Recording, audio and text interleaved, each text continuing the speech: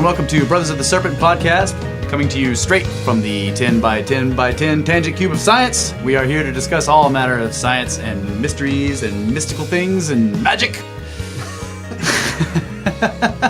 I am Russ, and this is my brother Kyle, and what's up? We are doing our fourth show, which I'm not supposed to say. That's fine. You can say that. All right. We are doing our fourth show. It is the fourth show. You know, it may not be for you. That's right. All right. SnakeBros. SnakeBros. Getting right into it.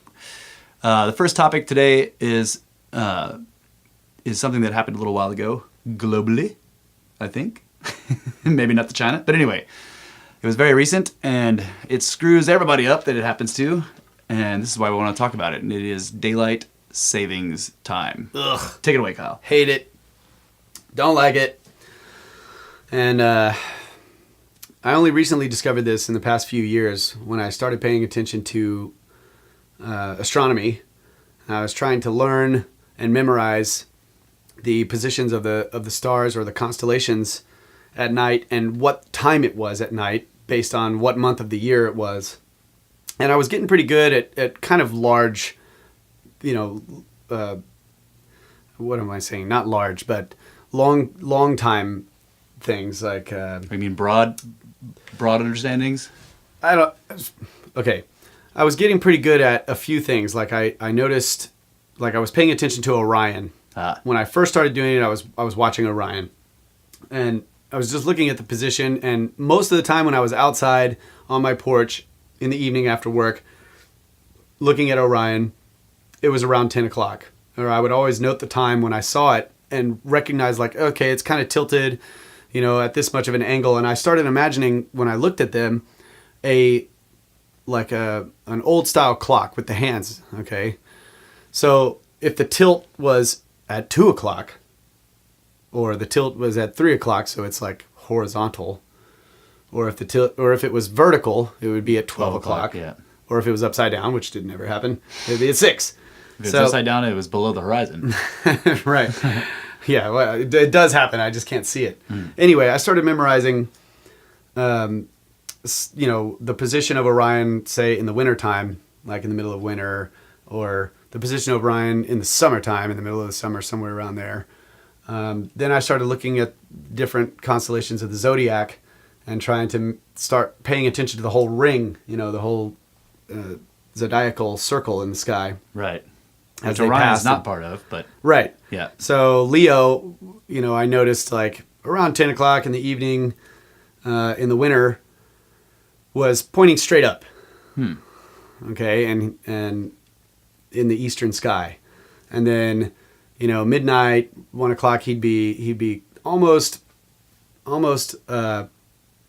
horizontal. On his back or on his... No, on his feet. Okay. Right. So anyway, I was paying attention to things like that, and then also trying to start paying attention to the moon rising and its cycles, and then where the sun set and rose. Gotta know what the moon's doing.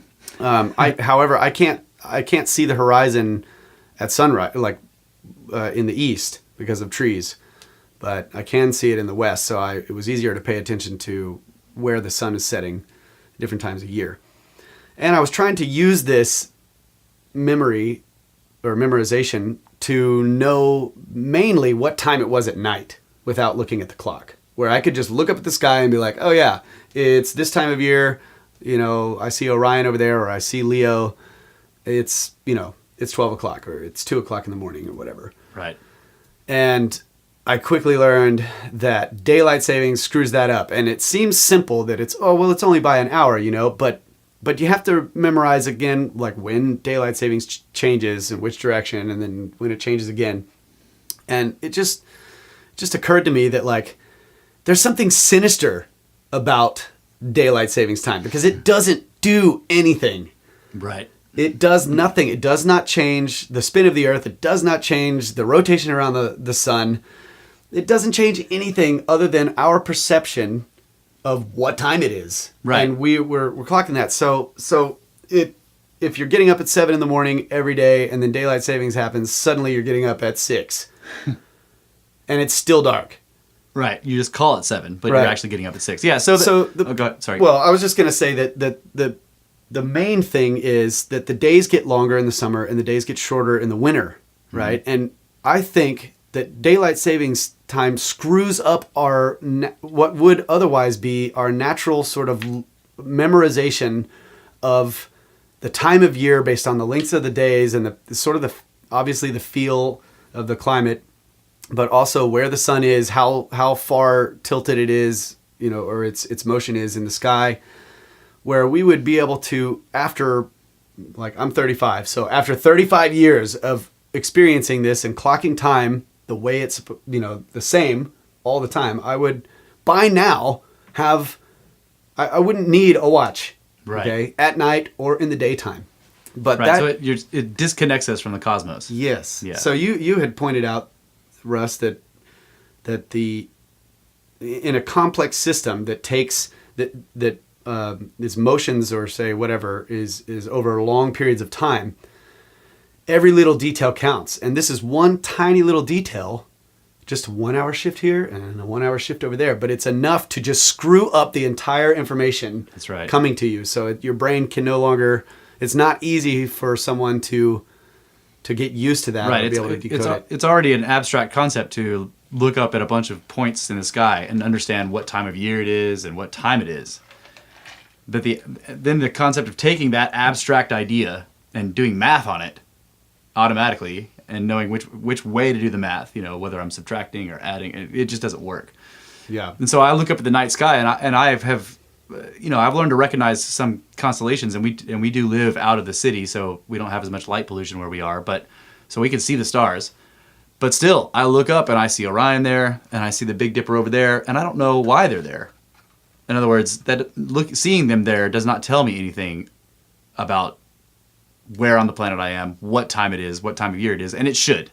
Right. Because, again, we've been alive for many, many years, looking at the stars, looking at space, and if it was always the same, you would begin to recognize it. Right. And our the main thing that we go by is the time, right? Yeah. In modern times, we're always looking at our clocks, we're always looking at our watches or the phone to see what time it is. So even though that's the way we do it now, as opposed to maybe in ancient times they didn't use that, they looked at the sky for that information. How can you have something called daylight savings time when that was going on? Right. You can't. Yeah. So the other thing that confuses me about it, jumping topics here briefly, is the we phrases. should learn not to say briefly, because sometimes it's not. Yeah. Well, I'm going to jump topics, which is a very brief occurrence. I'm not saying how long I'll stay on this. Ah, okay, I see. The jump is brief. That's right. All right. So the phrases associated with daylight savings time are even more confusing. They just piss me off. Like, oh, you know, we gained an hour. Right. No. What are we talking about? At night or in the morning? No. There is no gaining or losing an hour. Right. We have there's freaking 24 hours in the day cycle, or the day-night cycle. You don't gain or lose any by shifting which number you're using at the time. It just right. But I do use the spring forward, fall back to help me remember which is what. So my problem with that is like when I'm going forward, is it the number I'm talking about or the actual the day time? No, yeah, you move the clock forward one number. plus one. Okay. Yeah, and then the fall Plus back one is like minus. -1. Yeah. Yeah. That's how I remember it. Spring forward one number. Right. That's right.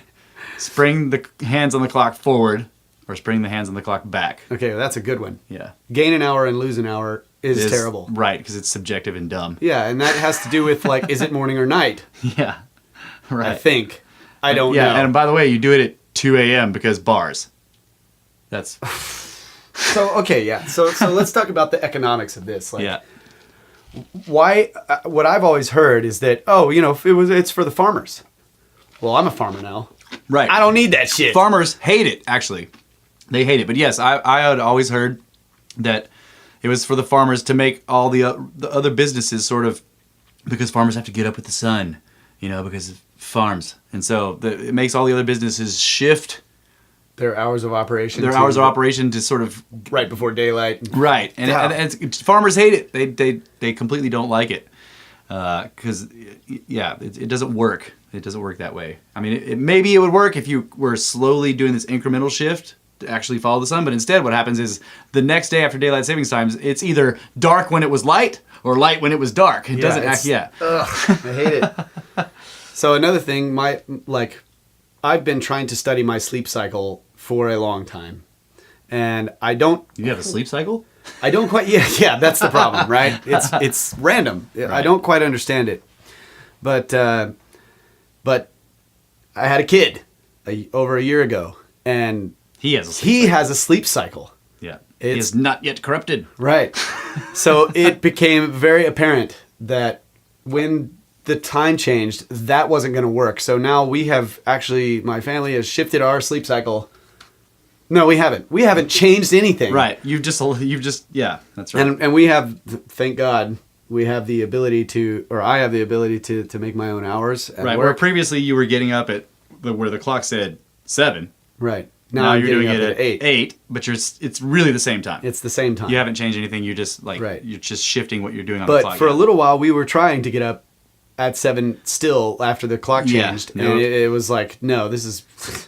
It was... The kid, he wasn't handling it. It was not working. So now we're back to where we were before daylight savings time happened, and it's great. Stupid.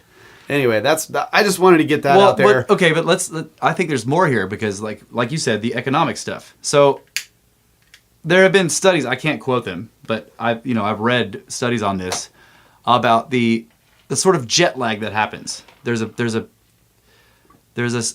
minimal amount of jet lag because it's the same phenomenon where when you get on a jet and you fly somewhere and the clock actually changes for you because you've moved positions drastically on the planet. So where you land. It's a different time. It's 3 hours ahead or behind whatever you were or whatever. That's what causes jet lag because suddenly your schedule is off what the schedule that everybody there is using. Forced jet lag. Right, but except that think about this. Think about the debilitation that jet lag causes. Some people it requires a day for them to recover from it. But that was 200, 300 people on a plane. This is the whole nation. Just speaking of the United States, I don't know. I don't know the other I know some places in Europe do it. I don't know if Canada does it. I think they do. I don't know if Mexico does it, but it doesn't matter. Just speaking specifically of the United States, 350 million people are given 1 hour of jet lag twice a year. Ugh. Think of the economic problems with that. I remember reading one study that talked about there's a 2-week buffer where the daylight savings time is right in the middle of that. So 1 week, you get this buffer or whatever where there's this economic slowdown because everyone is trying to adjust to this minor jet lag and everybody's a little bit off kilter. And so things don't happen as quickly and stuff gets out of time, so it's actually massively debilitating. You could say that we lose billions of dollars a year due to daylight savings time because of, slowed down activity in the economy. Yeah. That's just, that's crazy, especially, and then why does it keep getting passed in Congress? You look at they have to keep ratifying it, whatever, keep passing it again, but no one wants it. No one wants it. Yeah, why do they do that? Right, I don't understand how it keeps getting passed. And they keep telling it's kind of like a lot of other things that the government does, where they're like, "We're helping you." No, you're not. The IRS, Internal Revenue Service? No, it's not a service. Yeah. Anyway, no politics around here. Service, in the sense that they can take all your stuff and say, "Come get it back." Yeah. Guilty until proven innocent, thanks to the IRS. All right, so politics, we're not going to get into that. But there is something very strange about that, and I connected to the massive global elite trying to take over everything. So I'm going to make a way out there connection to this deal. Way out there. I was reading the Greater and Lesser Keys, or the Greater Key of Solomon, the Lesser Key of Solomon. Yeah. Yeah, I got them on PDF. But they basically talk about magic. Wait, you don't read them on ancient vellum? Nope. Then it's not real. Yeah. So they talk about magic. In the Lesser Key, it's mostly about these various different beings, demons.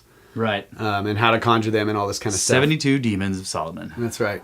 In the Greater Key, there's a whole bunch of different, basically like spells or magical things, enchantments. A lot of magic circles and. Right. a lot of them are strange. I don't want to get into that. What I noticed about it was that one of the first things in the book is it talks about the hours, right? The hours are each hour of the day represents something. Each day represents something. Yeah. Each cycle of the moon represents something, and you have to learn all of these things, all these the positions of the planets. It's very like astrological. Okay. In order to achieve certain spells, or every one of them, you have, like, they have more and more power depending on what hour of the day you do it, and a lot of the spells will require, like, you must do it on this hour, you must do it on this month, you must do it on this lunar cycle, so on and so forth. Now, I'm not saying that's legit. It actually, to me, looked like a lot having to do with precession, but they didn't actually know of all the planets at the time that this was translated or written or whatever. Mm-hmm. So there was a lot of problems with it. My point is, in looking into magic, all of that has to do with where you are on the planet, what time it is, the positions of things in the sky, and all of that has great importance. So one conspiracy theory is daylight savings is to confuse us so we can't do magic, man. Oh, yeah. That's right. But it had that effect on me without the magic. I was just trying to know where I was and when by looking at the sky. Yeah. And it messes that up. So it's like, yeah, I can give a great example of that. I have a telescope that has an automatic tracking system. Okay. So basically there's a little handset, and the telescope is powered. You have to plug it into the wall, and it's got little servo motors, and it's mounting. And so you can take the handset and you can tell the handset, okay, I want to look at Jupiter, right? And you tell it what time of year it is and what your location on the planet is. So usually I'll have that pre-programmed. It knows my GPS, my latitude and longitude coordinates, roughly, and and the date, right? But it also asks you daylight savings on or off. And I don't know which one is on or off. And Jupiter, so Jupiter's up in the sky, and I'm like, let's look at Jupiter, and I've got daylight savings in the wrong position, but it knows everything else. It knows exactly where I am, it knows exactly what day it is and what hour, but it doesn't know the hour. And so then it's like, all right, you want to look at Jupiter? And it goes, and like points up at the sky, and I look through there, and there's nothing. Exactly. Jupiter is not there. That's a perfect example of the problem here. Right. And so then I go, wow, okay, daylight savings on when it was off or whatever. And then I tell it, okay, now look at Jupiter. It goes, and moves over, and then there's Jupiter. And I'm like, okay, and it's a pretty big shift. An hour, you'd be surprised how much, this stuff moves into the sky in an hour. It's quite a bit. So, for example, if some nerd at NASA, just forgot. There's no nerds at NASA. They were about to do a flight, and he forgot about daylight savings time. Oh, man. They would not get to the moon. Right. They would have to turn around and come back. And that would fail because they would be in the wrong place. So this the wrong is like place. So what? Okay, let me ask you this. I don't know if you know this, but what about 24-hour clock? Does it matter? What do you mean? No, it doesn't matter. If you're using 24-hour system, you still have to switch it. So. That's right. You still have that's to. dumb. That was a dumb You're just question. changing your pointer, right? Changing the pointer. Yeah. Yeah. Yeah. It's you're at 0800. I'm gonna edit that question out. No, you can't. Can't do it. But, okay, well then I'm gonna edit that comment out that I just made about editing that question out. Can't do that either. Damn it. Whatever. You do what you want. No, it's cool. I'm totally fine with all of our listeners knowing that I'm dumb. It doesn't bother me in the least. Yeah. Basically, everybody out there listening to us should know that we're dumb. Because we are. Yeah. So daylight savings time is a conspiracy by the government to stop us from being able to do magic. Done. Anyway, topic over. Topic over. Answered. And you know who probably came up with it was the Longheads. That's right. Oh, yeah, the Longheads. Yeah, because they have a long view. Yeah, they do. And they live for long periods of time. I see what you did there. And they know, yeah. They so freaking know. So let's talk about what are the Longheads. You guys have heard us briefly mention the Nephas. The Longheads are something else, I think. But basically, all over the world, but primarily, as far as I know right now, in Russia, Peru, and on the island of Malta, have been found skeletons that are otherwise, as far as I know, normal human skeletons, but their skulls are not normal human skulls. And some of them have like increased volume of like 25%. yeah, it's a lot. They have what's called an elongated cranium. So if you've ever seen the old cone heads, you know, we are from France, like those guys. They would look like that, except their heads aren't as pointy. And you can, if you go online and you look up the Paracas skulls, Paracas is Paracas. You look up Paracas skulls, and you will see the elongation is not something you can explain by. One of the ways they try to explain it is head binding. So there are, and this is also interesting in other ways, there are certain tribes, some of them no longer extant, but others that do still exist, that had a practice of what was called head binding, where they basically, when they had a baby, they would strap boards to its head, to his head, you know, his or her head, on the sides and on the back and the front, and then like use ropes and wrap the ropes around and around and keep tightening that down. Over time, they would do it, you know, in increments and keep cinching it down. And that would basically, because the baby's skull plates are not yet fused together. Right. They could sort of squeeze his skull into this weird looking point. You know, it would elongate it basically. The back of his cranium would just kind of make it stick upwards in this point. And if you look at any head-bound skull, you can tell that it was a human skull that has been massively misshapen.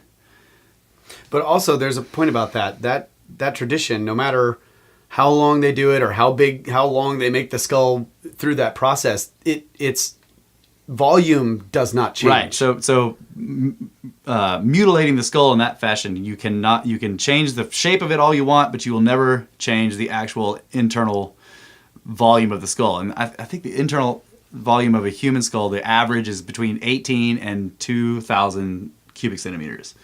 Okay. Yeah.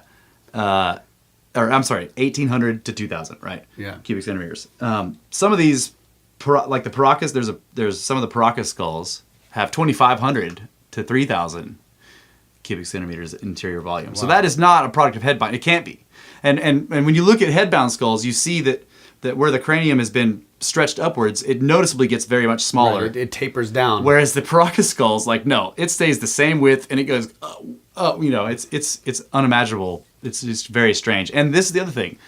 They don't have a parietal plate on the true elongated skulls. There's a bunch of very subtle differences that I'm not... Wait a minute, what is the parietal plate? I don't know what that is. The humans have like 3 skull plates. Okay? There's you got a suture that goes in the middle and then it kind of splits. And now I'm saying this from memory and I probably should look it up. But basically... But our new official show observer will correct us if we are wrong. Right. He is the Green Bret of England. That's right, the Green Bret of England. But the problem is that this is a delayed thing right now. He's not live with us yet. So he can't correct me on this right now. That's all right. Anyway, continue. But yeah, so they're missing this plate. And I could be wrong on this, but basically the parietal plate I think is in the back. Okay, so humans have this, there's a suture going down the middle of the skull on the top, and then it sort of splits in a V, and that's the parietal plate's there in the back. They don't have that. Okay, and if that picture is wrong, it still is correct that they do not have the parietal plate. They only have 2 instead of 3 like humans do. Okay. And there, you can go online and look, go to YouTube, and there are some videos of medical doctors who are going into, there's a museum down in Peru that is run by a guy who's very interested in this, like a native Peruvian, and he has Paracas skulls in his museum, and medical doctors have gone there, and you can watch videos of them looking at the skull, and they're pointing out all the stuff that's completely different from humans. You're like, well, this is the zygomatic arch, which is the cheekbone thing under. You're like, yeah, this is not the same. And like the thickness of this part, and where the spine comes in, like where the spine comes into the cortex is in a totally different place, and like, so they point out all this different stuff, and it's very interesting. So the point is that 300 of those skeletons, fully intact, 300 fully intact skeletons of who had elongated skulls, that could not have been the product of any kind of mutilation, was not the product of any kind of sickness. That's the other thing the doctors will say. Like if you've got any of the cephali diseases, right? The bone, and you can also look those up, and you can see the skulls of people that had that. The bone looks puffy, like spongy, and it's also non-symmetrical, right? And it'll be lumpy and everything like that. In other words, it looks like a diseased bone or a product of some kind of mutation. Whereas these Paracas elongated skulls do not have any of that. They are very smooth. They're totally symmetrical, right? They look like a normal skull except that they're stretched. Yeah. The bone is not sick. Okay, so it isn't a product of any of those diseases either. And so there's 300 of those skeletons found in Paracas. There were 7,000 elongated skull skeletons found in the Hypogeum in Malta. And the Hypogeum is an amazing underground structure that is completely, it is not understood at all. It has resonance chambers that are just totally unexplainable. There's one chamber in there they call it the egg chamber or oracle chamber, and it's down on like the third level down. Okay, so the Hypogeum has many levels, and it's dug directly into the rock, and it's got all these round temple-looking rooms or whatever. But if you go down to the third level, and you can find this little niche. And there's a little portal, like a little hole, and you go in there, and it's an egg-shaped room, and you sit in there, and you can speak normally, and everyone in the Hypogeum can hear you speaking clearly. Oh, man. That is just like, that is... I've got to go there. I know. I've got to go there. So when they first found this on the island of Malta, it's in the Mediterranean, they were building a subdivision. Turn it into a recording studio. The Hypogeum, where you come to kick ass. Plus more. Yeah. Coming to you straight from the egg room in the Hypogeum on Malta. Yeah, the microphone is near the entrance, and I'm down in the egg room, 3 floors down. Awesome. Put a ribbon on it. Ribbon. So when they first found this, they were building a subdivision, and on Malta each house has a cistern. So Malta's a lot of sedimentary rock, so they would just dig a sort of cistern into the rock below the house, and that would be where the water was kept. Okay, and it was, it would keep it cool and everything. So they're digging cisterns for the houses they're building. Brilliant. And bam, they break into the top level of the Hypogeum. And when they broke into it, every room on every floor was like 3/4 full of dirt, basically. It was dirt and rock and gravel and everything. And it was completely homogenized. In other words, it had been all mixed up so that everything was even, and there were no stratification. There were no layers. Right. So it had all been laid down, bam, at once. And mixed in with that dirt and gravel were the bones of 7,000 people with elongated skulls. So the conventional archaeological explanation of that is that a tidal wave or something rolled through a Neolithic graveyard and picked up all those skeletons and then deposited them through the door of the Hypogeum, which is little. And it's just like, that is ridiculous. No, what happened was these people were into the Hypogeum to escape some kind of cataclysmic event, and they were drowned and they were inundated. They were, Yeah. The tidal wave came in carrying dirt and everything like that, and it poured into the place and just and killed them. It's a terrible story. But they had long skulls. That's right. They had elongated skulls, and there were 7,000 of them. And now all that's left are 12 of the skulls in the museum at Malta, and they don't even show them. They're not on display. So out of 7,000 complete skeletons, there are now 12 skulls left. And you have to get special permission from the proprietor of the museum to see that. I think. I'm not totally positive about that, but I'm pretty sure they're not on display there, and you have to ask to see them. And they, and there may be even less now because they've just been disappearing over the years. Like so 7,000 in Malta, 300 in Peru, and there's been a lot found in Russia. I don't know the numbers on that. Plus, there's this strange tradition that is right. pretty much global in scope on all these different continents everywhere of head binding. Head binding thing to make your skull long. Why would people be doing that? Right, and it was the elites of various tribes that they were the only ones allowed to do the head binding, and they did it because it gave them stature. Like if you had a long head, you were considered like above human. You were a ruler. You were godlike. Right. So what? Where did they get that? Right. How does this practice spread around the world to cultures that supposedly haven't had any contact with each other? And Right. in modern times, we know that the cultures that we find haven't had any contact with each other. So the question then becomes, why? Okay, let's take a break. Right. It's been 30 minutes. Just keep that question in your head. Why? Yeah. It's a great question. Yeah, it is. Why? I'm doing it to you again, man. No, this is perfect. Everybody that is ever listening to SnakeBros should always have this question in their head. Why? SnakeBros. All right, but yeah, we're we've reached the end of the first segment. Please stick around for the next segment because Russ will continue talking about that question. That's right. I might even give you the rest of it.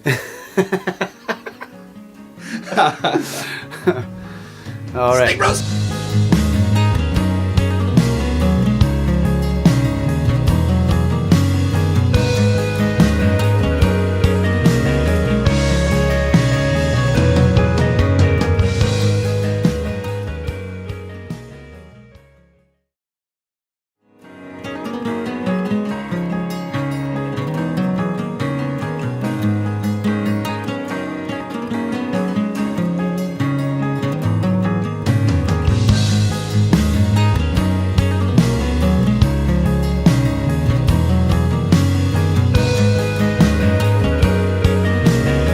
Welcome back to Brothers of the Serpent podcast, where the purpose is pontification on palatable and unpalatable subjects of slithering snakeness.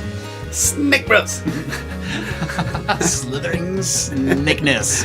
Snakes! We hail here from our lofty, dry, ancient seabed in the Edwards Plateau of Texas. And, It's good being on a plateau. yeah. Thinking of various different ways to analyze the universe from our 10 by 10 by 10 tangent cube of science, which is also green and not in the energy saving way. Much science is done in the green cube. It is green like snakes.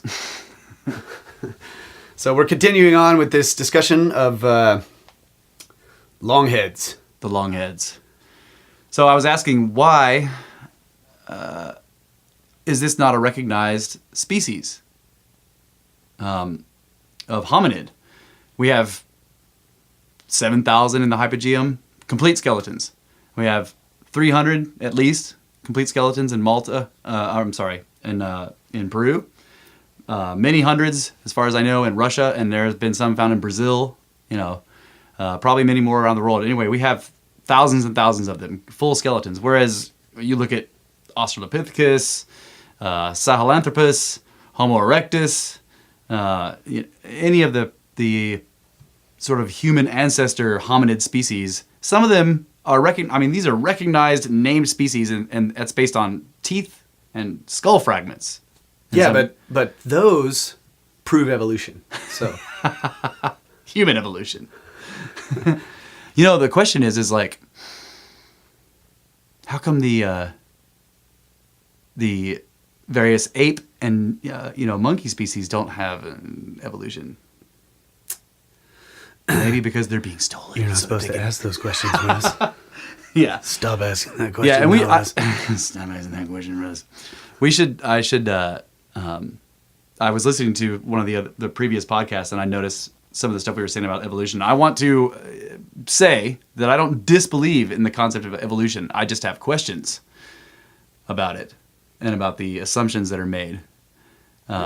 It does appear to me that some kind of evolutionary process is taking place, but I don't see a linear progression like it's depicted. Yeah. The classic graphic, where you start out with the hunched over, Homo erectus, and then it gets straighter and straighter and straighter up and straighter until it's an android or whatever. I think I just think that's my crap. opinion on evolution is that it still should be a question. Yes, absolutely. It should be treated as a question. Right. And that we talked about the fossil record, and this is part of that. Like, we don't have a record. So drawing linear lines between 5 distant points in time is not really it's not really scientific. Right, but so the point is that those few skull fragments and teeth are used to define the evolutionary process of humans and all of this stuff, and there's all of this weight put on them as far as supporting and some of the scientific theories. Neanderthals, as I know, a lot of skeletons of Neanderthals have been found. I don't know how many, but I know that they're not just fragments of stuff. They found complete skeletons, and some of the other ones are too. But there are a lot of names. If you go look at the there wasn't 300 of them found in one spot. That's right, or 7,000. Right. And so why isn't this an accepted species? Well, I think that part of the reason for that may be that there's an issue with cohabitation, and that's it's right, because with some of these that they use to support the theory of evolution they're fossilized. Well, and they're supposed to be ancestors, right? Yeah. And so I'm just saying they're way older than these elongated skulls, Right. So the elongated skulls would definitely have cohabited the world with Homo sapiens sapiens, us, right? So if you have, and we call in the alternative, whatever you would call it, the alternative community, we call them. I think we call it. It's like Homo paracas elongatus is what we call them. Basically, Homo sapiens snakes. Homo snakes. That's right. That's us. We are an evolved version of Homo sape. We are Homo snake. So, yeah. So I wonder, so why wouldn't they acknowledge this as a species? And it probably is partially because of cohabitation, because there's something about the way evolutionists, like neo-Darwinists or Darwinists, look at the evolutionary tree. And by the way, they rest a great deal of their... It seems to me, I can't say this for certain, but it seems to me that a great deal of the support for the entire concept of evolution from the primordial sludge all the way up to modern times is based in this progression of man from Homo erectus to Homo sapiens sapiens, right? In one species for a very short period of time, from 2 million years ago to now. So they've paid very close attention to this progression, and they've tried to flesh it all the way out so there aren't any quote unquote missing links, and they could say, see, we went from this almost monkey gorilla thing to now. So are you saying they're navel gazing? We as a species are navel gazing. Well, I'm just saying that it is the human evolution that they use to sort of stand for the evolution of everything. Yeah. Which has all kinds of problems with it because Homo erectus, as it is shown, had eyeballs, had a nose, had basically everything that we have. It was just different shapes, and in other words, they didn't grow new organs. They didn't develop bones. They didn't. There was no speciation. So there's this sort of adaptation line that we're shown, and they're saying, "See, evolution is real." Yeah. But whether that works or not is not the point. The point is that we have a lot of evidence of this other hominid species. Yeah. And then we have secondary evidence that this hominid species existed in the fact that there are tribes all over the world that try to make their skulls look like the skulls of this hominid species, right. Which indicates a sort of cultural memory of these people. And yet they're totally not acknowledged at all. Yeah, and one of the things that we've talked about quite a bit is doing a research project on the various legends that all of these individual little tribes that are isolated and everything have about their origins and stuff. And some of them have been documented. Many of them have been documented in and they talk about star people or civilizer gods. So it'd be interesting to do that as a study on these tribes that had this as a practice. I know they're long since gone. They don't exist anymore. Well, Well, the tribes that are doing it don't still do it today. This is a right. Well, there might. Yeah, I don't know that. I don't know if there aren't any that do it. I read that. Oh. On Ancient Origins. Oh, okay. Just recently, so. Okay. All right. Cool. So it's like that's. But there are photos of people that were having it done. So it was very recent that they okay. stopped. Yeah, that is weird. Yeah. Maybe I misread that. Well, I'm just saying. What they were saying is that the one of the problems here is that we have this. You have the elongated skulls, which are natural, and then you have the head binding skulls, which are not natural. Right. They're a mutilation. And the tradition of head binding is so ancient that that's also a mystery. Right. So you got the mystery of these elongated skulls that are natural, and we don't have those guys walking around apparently. So we can't ask them about how they got long heads. Right. And then we have the skull binding thing, which is also an ancient tradition, and we don't have information about why that started. So that there's just right. I guess that was their point. And then another mystery is how is it that so many disparate groups separated are doing the same thing. separated in thousands of miles and sometimes many years in time, these tribes that had this head binding. Yeah, I think that was what it was saying, is that a lot of the tribes, or a lot of the remains that we found of civilizations or tribes or whatever, those tribes don't exist. Maybe there are some still in existence today. Yes. But these ones that are spread all around the world, lots of them they're no longer with us. So so we can't ask them, and we don't have their legends. Right. But it would be interesting to know the ones that do remain, where we can get their legends, why are they doing it. Yeah, and as far as I know, they say it is because it is a type of synchronicity with the gods, right? Right. It makes you somehow fit to rule. So you have a tape measure. You can rule. That's right. Rulers. They're supposed to be surveyors, damn it. So there are, like we've pointed out, some of the arguments against the idea that these elongated skulls are just humans that have somehow manipulated their skulls.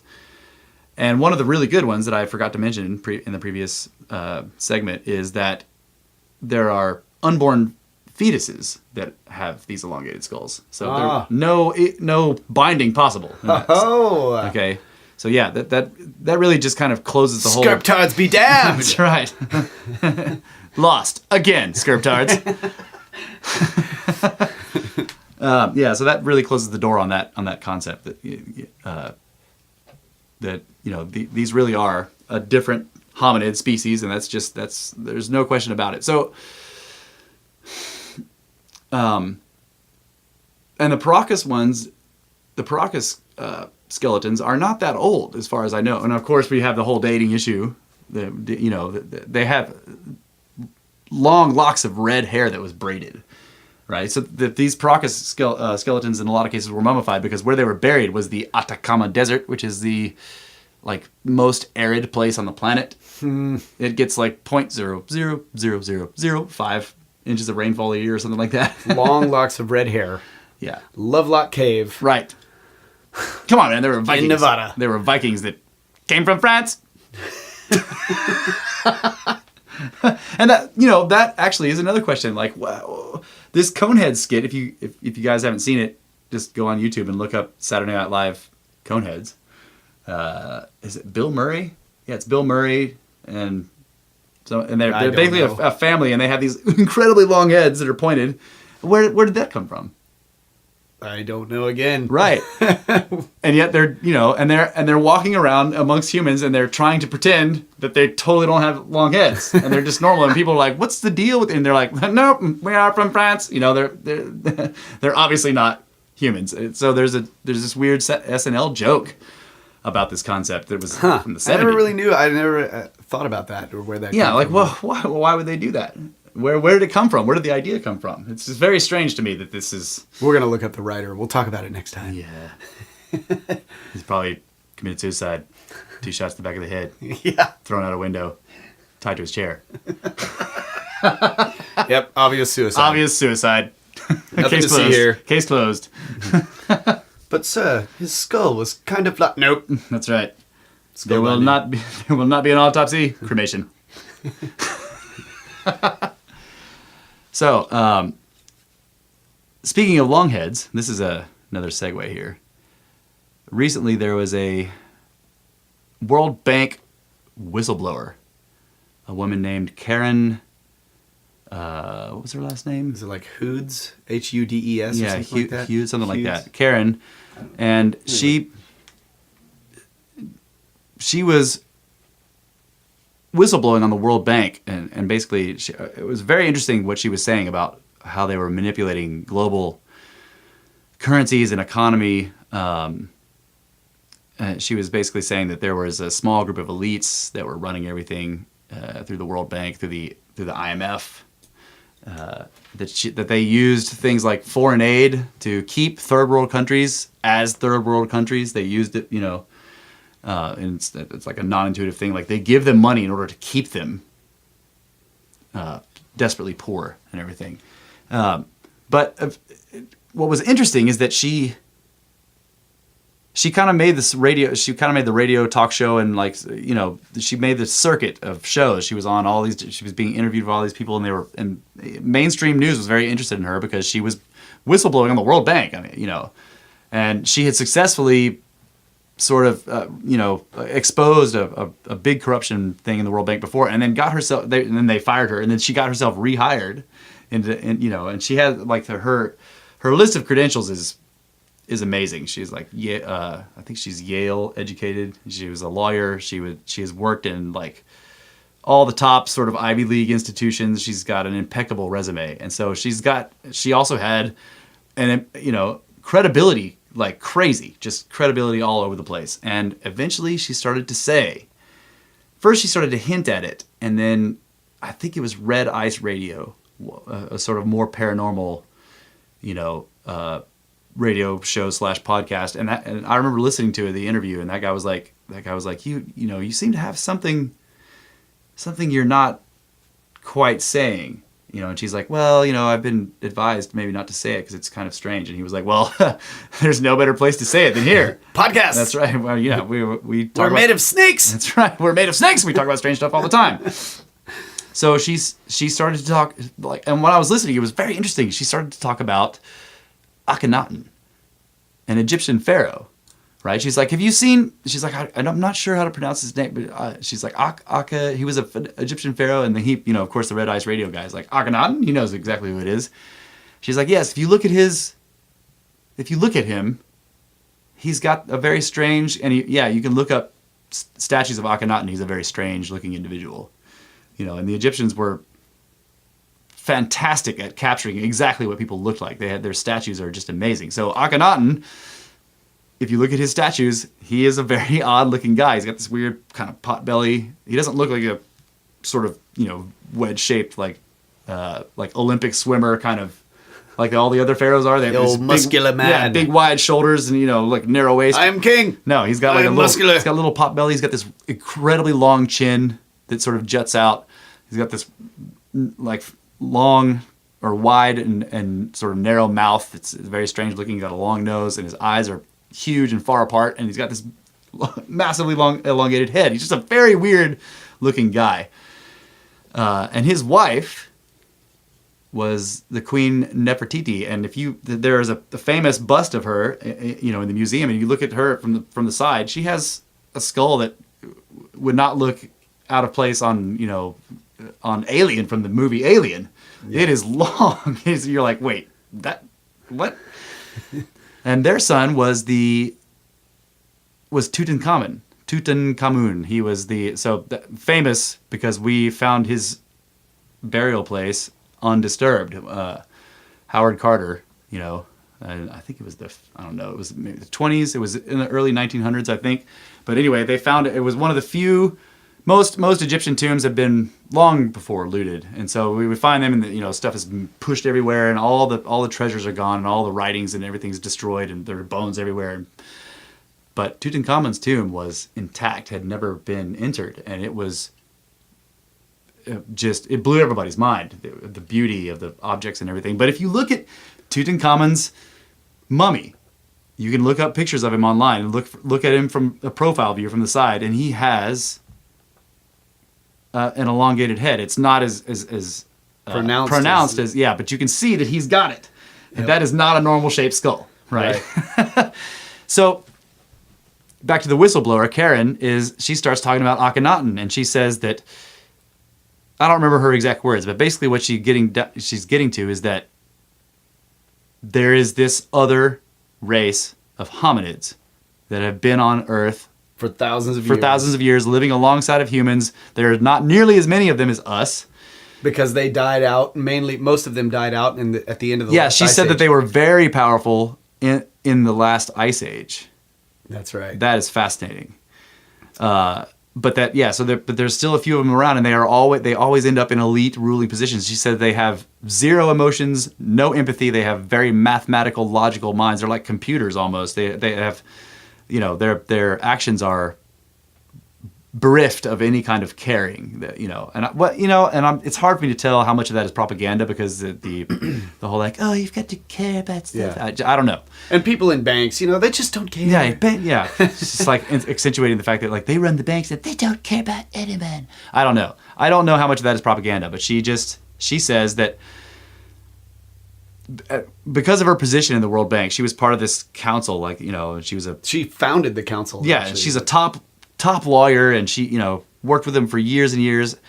And she says that at some of the meetings they would go to, and at some of the meetings that some of her colleagues had been to, she had quite a few people who were on her side with it. There's a group of them that are sort of whistleblowers on the entire global bank cartel economic thing, that they had been to meetings where there was a person there presiding over the meeting who had a drastically elongated head and many other features that they were not Homo sapiens sapiens, and she was like, she's claiming that they're running the show. That's right, that they're running it, and the reason why there's all this corruption and all this, there's this huge scam going on. Like there's the LIBOR scandal, which like is so complicated that that even the attorneys in the case don't really understand what's going on.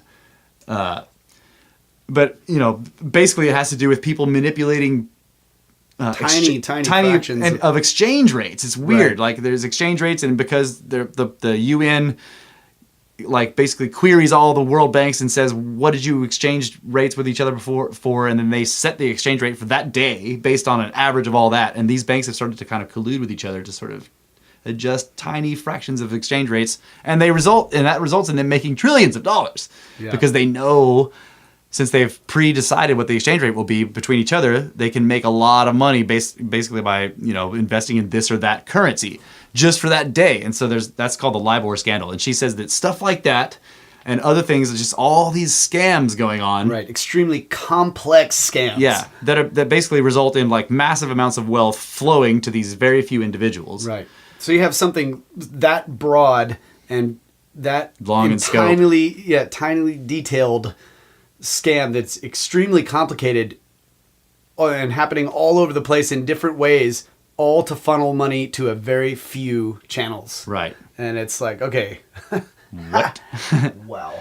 Right. And it's the kind of money where it's the kind of money that can run governments. We're not talking about, like, if you're a person and you're wealthy, if you're already this wealthy, then funneling more of that money to you does not change your lifestyle one bit. You are already so wealthy that you won't notice more money, except for like maybe you can add zeros to your accounts or whatever. But it's hard to put this down to any kind of utility, any kind of. I mean, like I don't know. I maybe there is greed at that rarefied height where you're like, I've got so much money that more money can never do anything for me, but I just want more money. I don't know. It's just a way to keep score. Right. Yeah. So. And she just kind of vanished, by the way, from the, right after she said that, and she went on a couple more shows and was more open with it, and then she disappeared. Like it all stopped.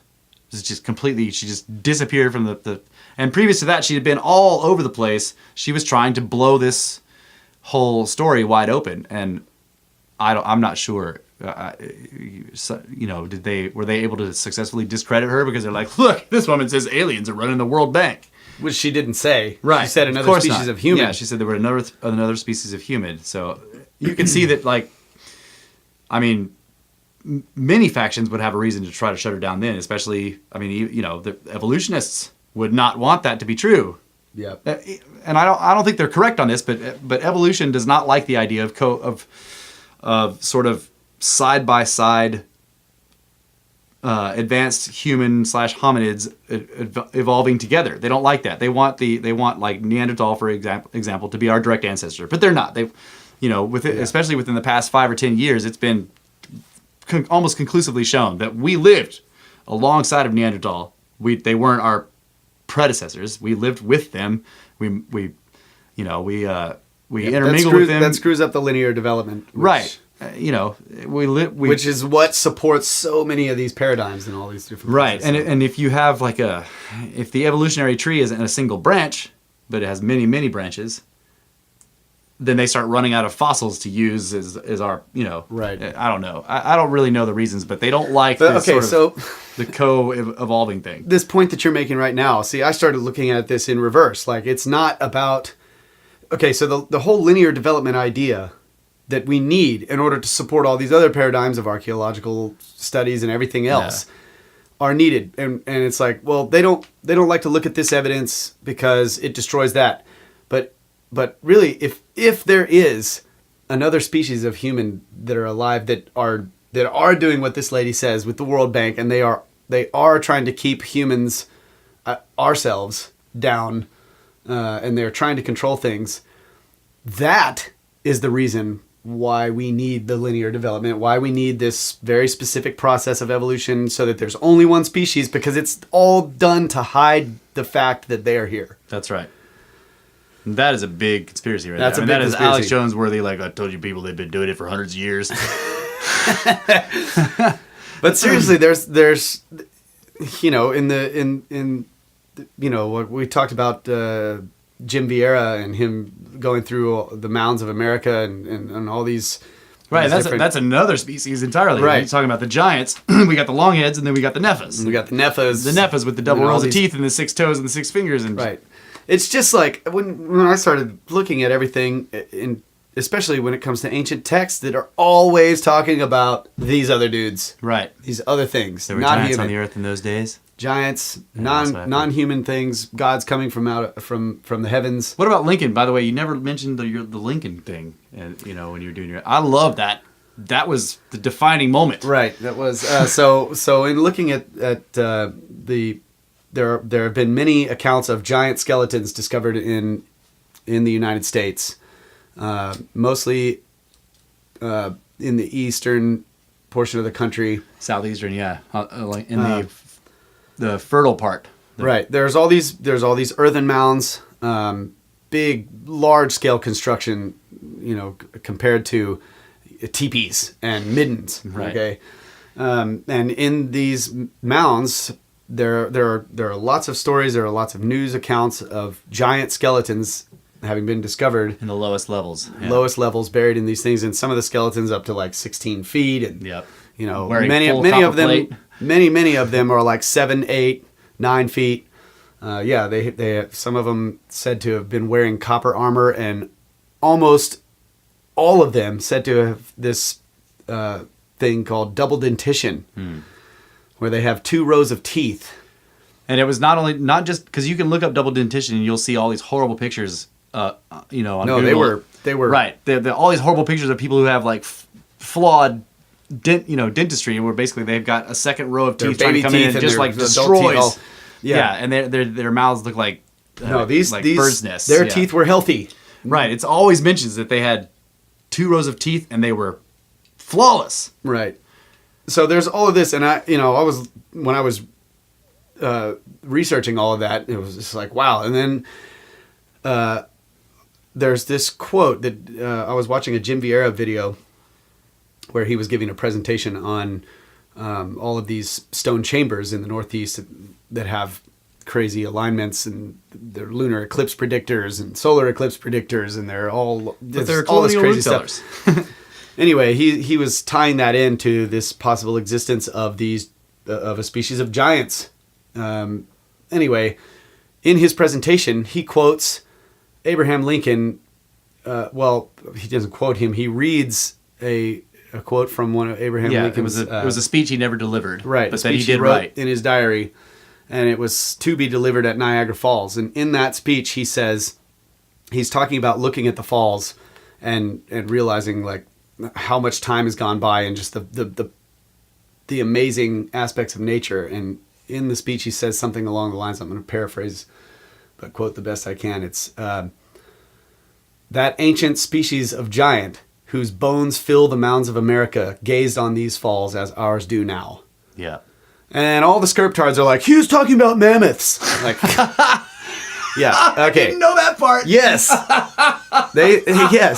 They try to say he was talking about mammoth bones, which fill the mounds of America. Like, come on, There dude. aren't any mammoths in the bounds. There are some bones of mammoths that were used, as they made tools and stuff out of some of the mammoth bones. But anyway, it's ridiculous. But he was comparing us to hairy elephants. That's great. So I share a birth date, the February 12th, with Abraham Lincoln. That's right. That's my birthday. Careful, you're doxing yourself. I'm what? Doxing basically means you're giving away too much personal information, and now people can get all your personal information. Oh yeah, my social security number is 277-492-5545. Anyway, so ever since I was a kid, I don't know. My mom told me, hey, you have the same birthday as Lincoln. Yeah. And I'm like, oh, cool. So I'm always fascinated by this guy and learned a lot about him or whatever. And like, I'm just, way later watching this video and this Lincoln quote comes up and I'm like, what? And that really was the catalyst. Like, I was looking at all of these things thinking, this is crazy. Yeah. But then I heard that and I was like, no freaking way, dude. Like, it was so well accepted in Lincoln's time that the president of the United States was prepared to say it in a speech he was about to give. Right. So I looked that speech up, and sure enough, Jim Vieira was right, and it's right there. I'm just like, man. Anyway, that was a tangent, just to that was a great tangent. Though. Yeah, just to like sort of but emphasize the point that I now believe there are and were a different species of human or whatever hominids. Yeah. So but what happens is if you accept, and we're out of time here for this segment. So well, no. What happens is just keep that in mind. Man, you keep getting screwed here. What happens is we leave now and we'll come back later. SnakeBros. SnakeBros.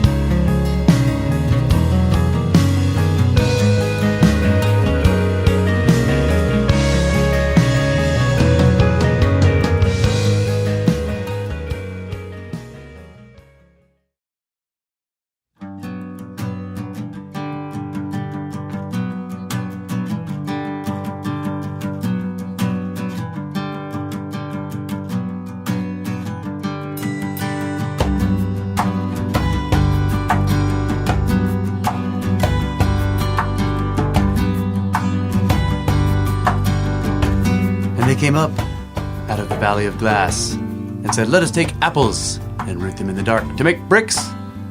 And with these bricks, we shall make a book in which we shall put our face. And we shall take this book of face and spread it across the net, tumble it across the net, so that we shall not be scattered across the face of the earth. Just quoting there from the Book of Nerds, chapter 1, verses 3 through 7. Welcome back, ladies and gentlemen, to Brothers of the Snake podcast. SnakeBros. We are in our 10 by 10 by 10 tangent cube of science, and we shall continue on the most recent tangent, which is like tangent 7.6. Yep. So, where was I going with that? We were talking about longheads and whistleblowers and massive conspiracies, ancient giants. So on the giant issue, so I was trying to say right before the break there that in accepting the giant, the whole giant issue, that the fact that there were, giants found in these mounds, you also have to come to grips with the fact that has been completely repressed. Is to totally, all that information is hidden. They found hundreds of these giant skeletons, and the evidence is is still there. There were hundreds of news articles written about it. Right, and not just that. You can find it in scientific journals, and you can find it in the Smithsonian's own reports. There's one called it's like the 12th Annual Report to the Bureau of Ethnology. Okay, and if you look that up, 12th Annual Report to the Bureau of Ethnology, and just put that in there plus Smithsonian Institution, you will find this report. And it's 400 pages of like horribly scanned documents that I read through, and it's basically details all these archaeologists that were attached to the Smithsonian Institution that were basically going all across the North America, the United States, investigating every mound that they knew about and excavating them. And they, time and again, they're reporting finding, very large, very tall skeletons. And often they were at the lowest levels of the mound. So you had the mound each level had many humans buried on it, like, presumably Native Americans, American Indians, and they would be buried on this. And then below that, there would be an older level of older skeletons, and below that, and it would go all the way to the ground level. And then below ground level, sometimes in a stone sarcophagus, in a stone box, there would be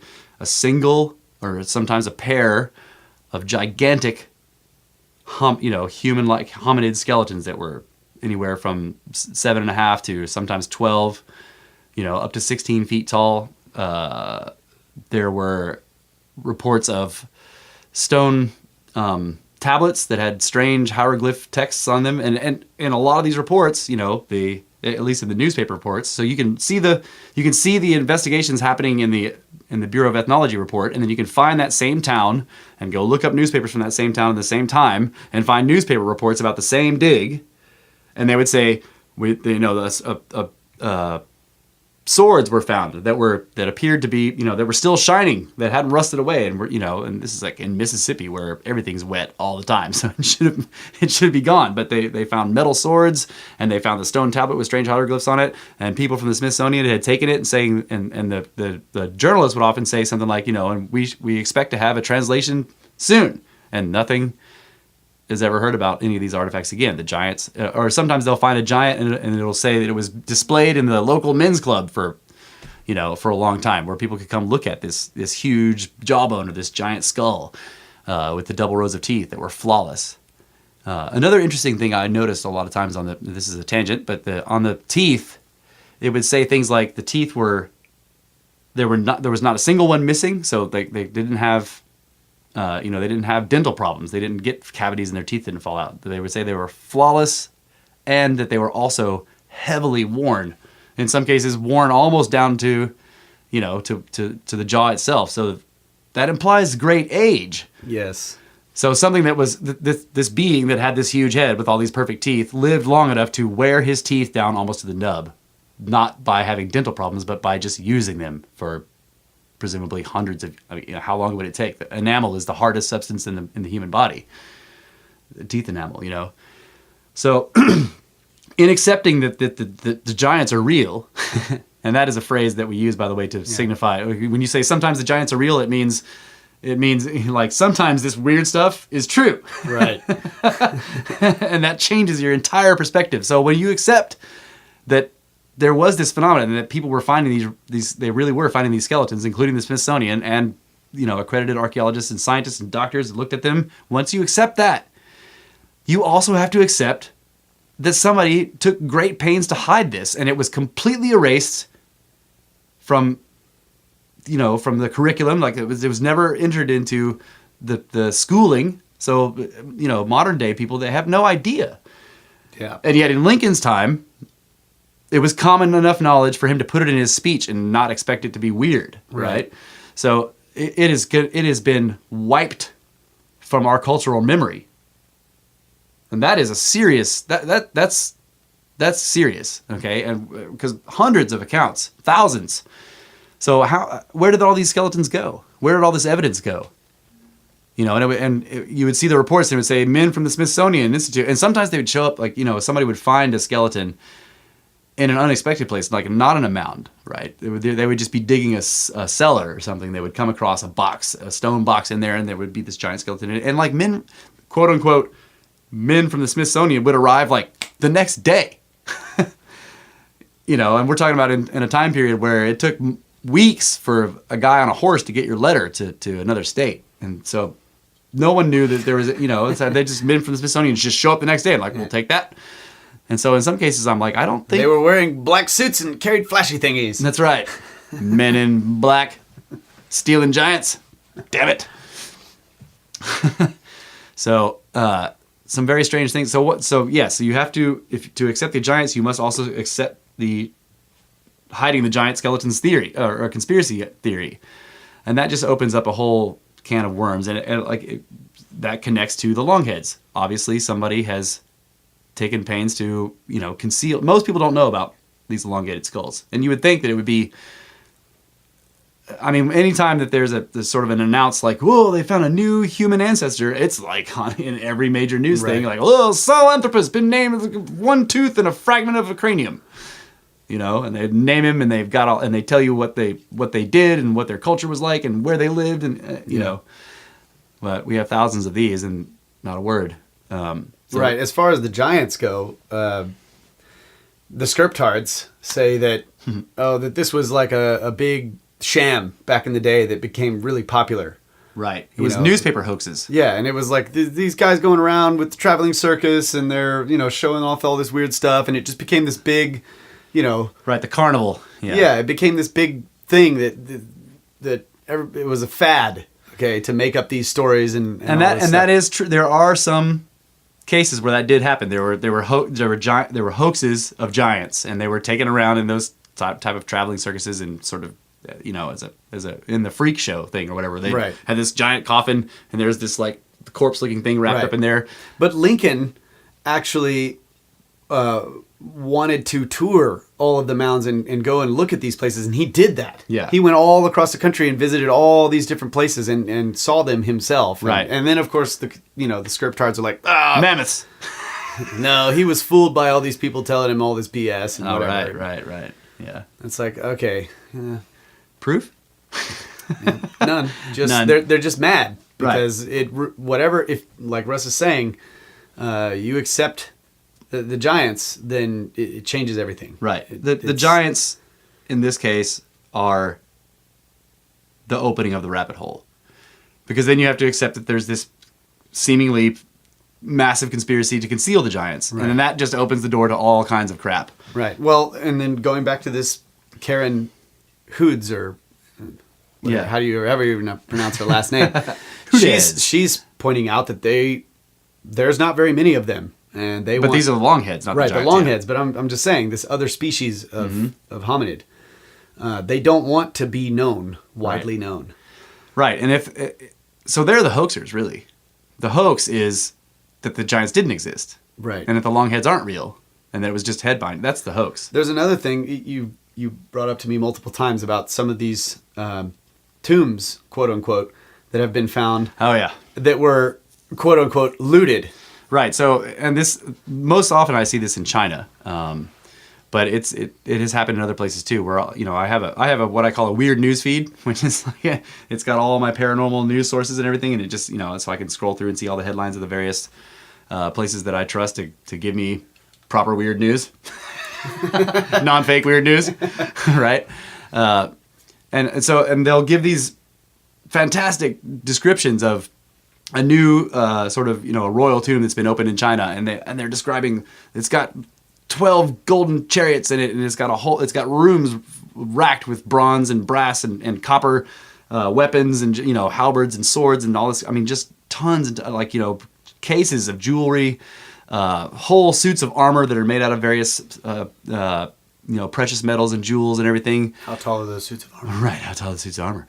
And then they'll say that the primary sarcophagus, the big stone box that was in the center of all this stuff, that was obviously meant to hold the remains of the royal that was buried here, was empty because the place had been looted. And it's like the looters took the body and left the loot. Yes, they did. Right. That's the point. Right. The answer to that is yes, but the point of that is think about that. Who is stealing the skeleton and leaving the loot? And can you really call them looters? Yeah. Because loot is about cash. really. Yeah, they're tomb robbers. Right. They are grave robbers. That's right. So and they're there, like, you know. Didn't you tell me that one of the sarcophagi, it was like huge? Yeah. Inside this tomb. They're often huge, but they always pass that off as because they were like the Russian dolls that had, you know, there's one inside the other, inside the other, inside the other, and the Egyptians did do that. If you the exterior Egyptian sarcophagus for a pharaoh, or whatever, was a giant stone box, but inside that was a wooden case that had his face and everything on it, and then inside that was another case, and you open that one, and there's another one, and then finally you get all the way down, and he's nestled in there, you know, all wrapped up and everything, and he's small. Kind of sounds like similar to head binding. You know, yeah. why I'm did in this giant box, right? But I'm a little bitty guy. Itty bitty living space. That's right. Phenomenal cosmic sarcophagus. Itty bitty living space. Itty bitty dead space. That's right. Oh yeah, dead space. Dead Sorry. space. So yeah, there's Space. and so many sarcophagi in Egypt that have been open or empty. A lot, you know. I remember there were several on live TV. That really embarrassed people when this happened. They've never done it again. You know, don't do archaeology stuff that you haven't done yet on live TV, because you're gonna get embarrassed, because it's not gonna be what you want it to be, because your story's wrong. Unless you're SnakeBros. That's right. Where we don't care if we're dumb. Right, because what we'll say is, we don't know what's gonna happen. Check this out. Portal. So, yeah, I think it was Zahi Hawass, he was doing it, and they were down in this something called the Serapeum. I'm probably not pronouncing it right. Serapeum. And in that, this is a place of underground tunnels cut in rock, and in it there are huge granite sarcophagi made from single pieces of granite, and they're impossible. Can't even get them down there. Yeah. First of all, there's one that's left in one of the corridors, and it's so big that you have to kind of squeeze past it. I've got pictures of people trying to sort of inch their way past this huge sarcophagi, and there's no room. There's barely any room between the outside of the sarcophagi and the wall of the corridor, so you can't. And they weighed hundreds of tons. Wait a minute, I'm confused. Isn't sarcophagi the plural? Sarcophagus? Yes. Okay. Am I using it wrong? Probably. Yeah, there was a huge sarcophagi. Oh yeah. Well, no, there are many sarcophagi, but there is a huge sarcophagus in the corridor that, Not trying to correct you. I was just like, cool. wait, That's I wasn't good. sure. Yeah, definitely correct it. But they had to actually, they had to gouge out one of the walls next to the sarcophagus in order to get around it, because it just blocked the whole corridor. And so the idea of them moving these incredibly heavy weights with a million dudes with ropes doesn't work, because you can't get a million dudes with ropes in this little tunnel. Yeah. Right? You just need one dude with a ram's horn.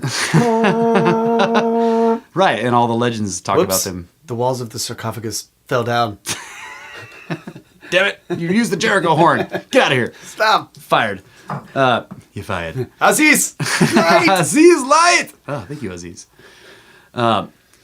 These sarcophagi they're perfect. Chris, I think his name is Chris Dunning. Christopher Dunn? Christopher Dunn. Yeah, that's right. Thank you. Christopher Dunn, is a machinist and an engineer, and he builds machine parts in his machine shop, and they have to have tolerances of, like 10,000ths of an inch. So he's got all these modern engineering measuring tools to check for, for the exactness of corners of things. And so he went and checked on these. He checked these sarcophagi, and the inside they're made out of a single block of granite. They cut the top of it off to make the lid, and it's got a lip, right? And the lid's huge. It weighs like 70 tons, and then the inside of the box is cut into these square, and it's polished. It looks like a mirror in there. 70 tons for the lid, yeah. Oh. And so he's in there, and he's got his laser, and he's got this tool to measure corners, and he says that the precision is so high that it's beyond the ability of his tools to measure, and they can measure into the 10,000ths of an inch. Oh my God. Okay.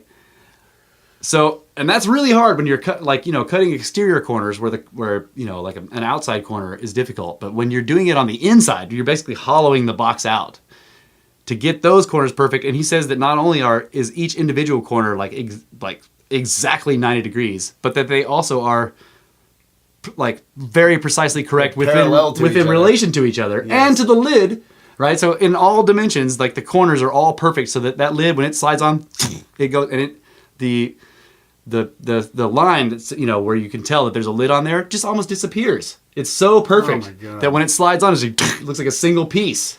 Okay. Wow. And they're just, they are magnificent creations, and it is just not, it's not clear. And so they open them and they're empty.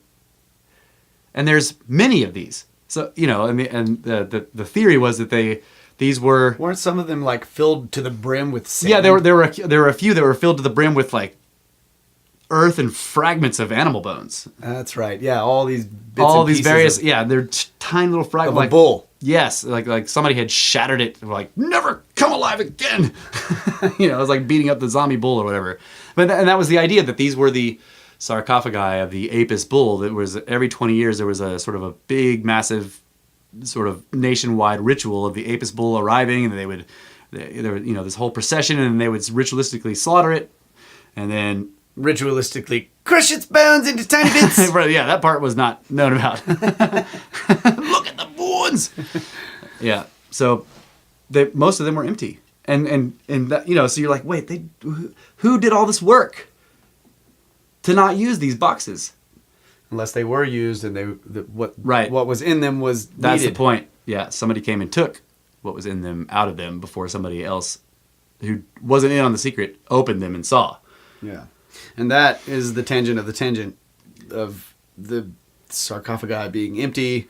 Right. And if you think of it, and leaving all the gold. Only until very recently have we really had the ability to get into these boxes in the first place. I mean, you know, you need some pretty good technology to get into the granite box. You cannot do it with a copper chisel and some stone. You know, you need steel, and you'll have to, you know, you can destroy it. Some gunpowder to blast it or whatever. So think about that. These are vaults that once that lid is on there, it is sealed. And if you are, you know, if you're trying to hide, I don't know, if you're trying to hide some non-human species or whatever, or even if your idea is like, we can revive these guys later when we need them, or whatever it is that you're trying to do, but you don't want humans to be able to get in this box, that is exactly what you build. Giant, impossibly heavy granite sarcophagi that have such precision that when the lid slides on, you cannot get it off there. Yeah. You know, without like a lot of machinery to kind of grab the lid and lift it evenly on all corners and stuff. You know, in other words, you couldn't open that box if you were a human up until very recently. So I find all that stuff fascinating. It's the same as a vault. That lid might as well be a lock. You know, a big safe door. So all of these strange things with missing sarcophagi or missing skeletons and all this stuff in the sarcophagi in a tomb that still has all of the riches of gold, looted tombs that are unlooted. Right. We add that to this whole mystery of the giants and the Longheads, like right. Because again, if you accept that they were here or that they are here, then you have to accept that there's something of a cover-up going on. And, right. And this is a connection to that. Like, why are these skeletons missing when we break into the tombs? And apparently nobody's ever been in there. Right. It's sealed. And we get into it, and there's all of the riches. Right. No skeleton. Which definitely, that pretty much indicates that no human's been in there, because the human is not interested in those skeletons. Give me the gold. That's right. Give me that gold. That guy's got a giant skull, but I don't care. Gold. Right. Right. So if there's a cover-up going on, it must be modern. And that leads you to, like, so whoever's doing the cover-up exists now. Right.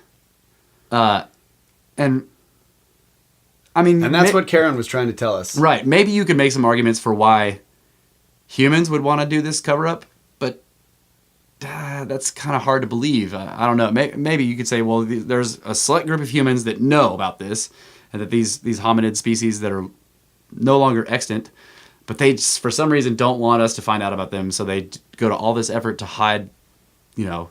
But still, that's hard to believe. The fact that the idea that they did exist, no matter what, like even if it's humans hiding it now, and not giants or longheads hiding it now, if they have nothing to do with the conspiracy, it doesn't matter. Still, the point is that you have to rewrite the history book in your mind. What you know, And to me, everything that you've been taught in terms of yeah, you basically have to just completely throw out everything you've thought about the history of the world, right, and then start to rebuild it anew. That's what we do all the time. We're taking another look at history and saying what really happened.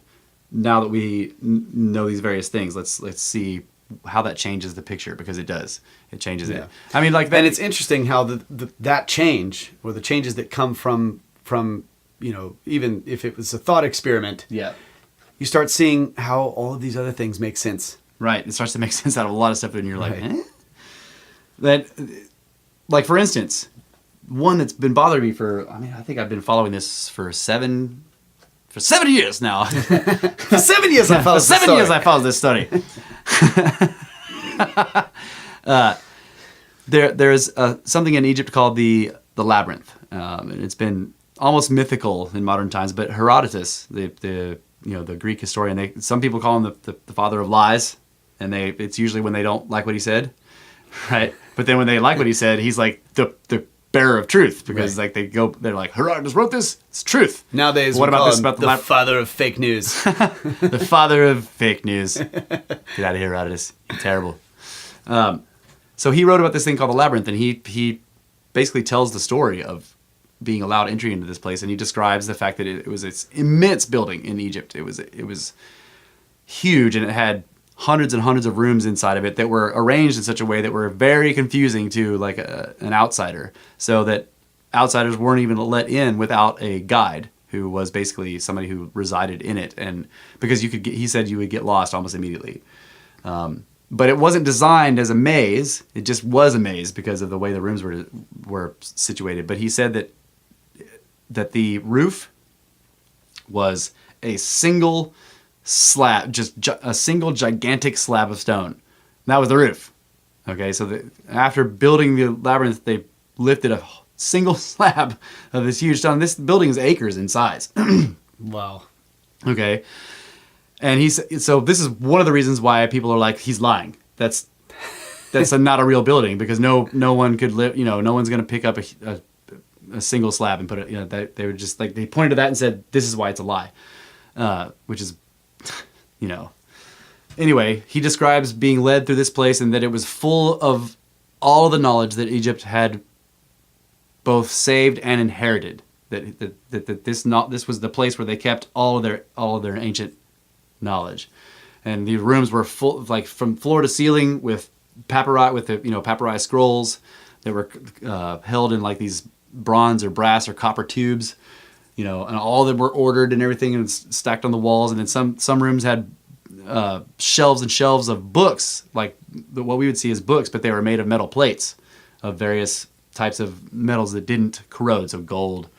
He said orichalcum they used, which we don't really know what that is, but it's a mixture of gold and something else, probably. He said it's kind of reddish color.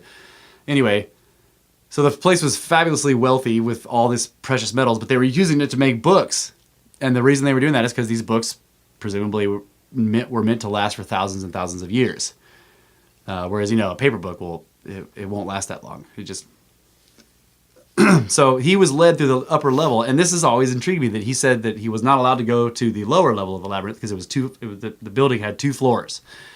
And he said he wasn't allowed to go to the lower level because the priests there told him that was where the crocodile kings were buried. What does that mean? Snakes. Crocodile kings. Man. It's like snakes for sure. Yeah, that makes me think of this. Is it a Sumerian carving? It's a statue, a little statue. The Ubaid statues. It looks like this. It looks like a crocodile standing upright, like half man, half crocodile. Yeah, and there's ones where they're female. They got the little baby crocodile. Yes. That's like nursing, and they have this really long snake head and snake. Yeah. Crocodile kings. Oh man. It's like, is that the followers of Horus? But I don't know. I have no idea. But yeah, they were straight up. He just said that they wouldn't let him go down there because that was a sacred place where the crocodile kings were buried, and presumably the crocodile kings built the place. The Egyptians were just the caretakers. The caretakers at the time. Yeah. But what was the place called? The It was called the Labyrinth, and this, The Labyrinth, yeah. So okay. to finish out the story, it's fascinating. Like it's been considered a legend, a myth, a lie from the father of lies, who's in that part is not the bearer of truth, because they didn't like what he's saying. Well, I guess the guy you would call the father of modern archaeology, and definitely the father of Egyptology. His name, I think his name was Petrie. I can't remember his full name right now, but he basically was an Englishman who was very methodical and very scientific in his study of ancient Egypt and all. He did a lot of excavations, worked in the Great Pyramid, just all over Giza.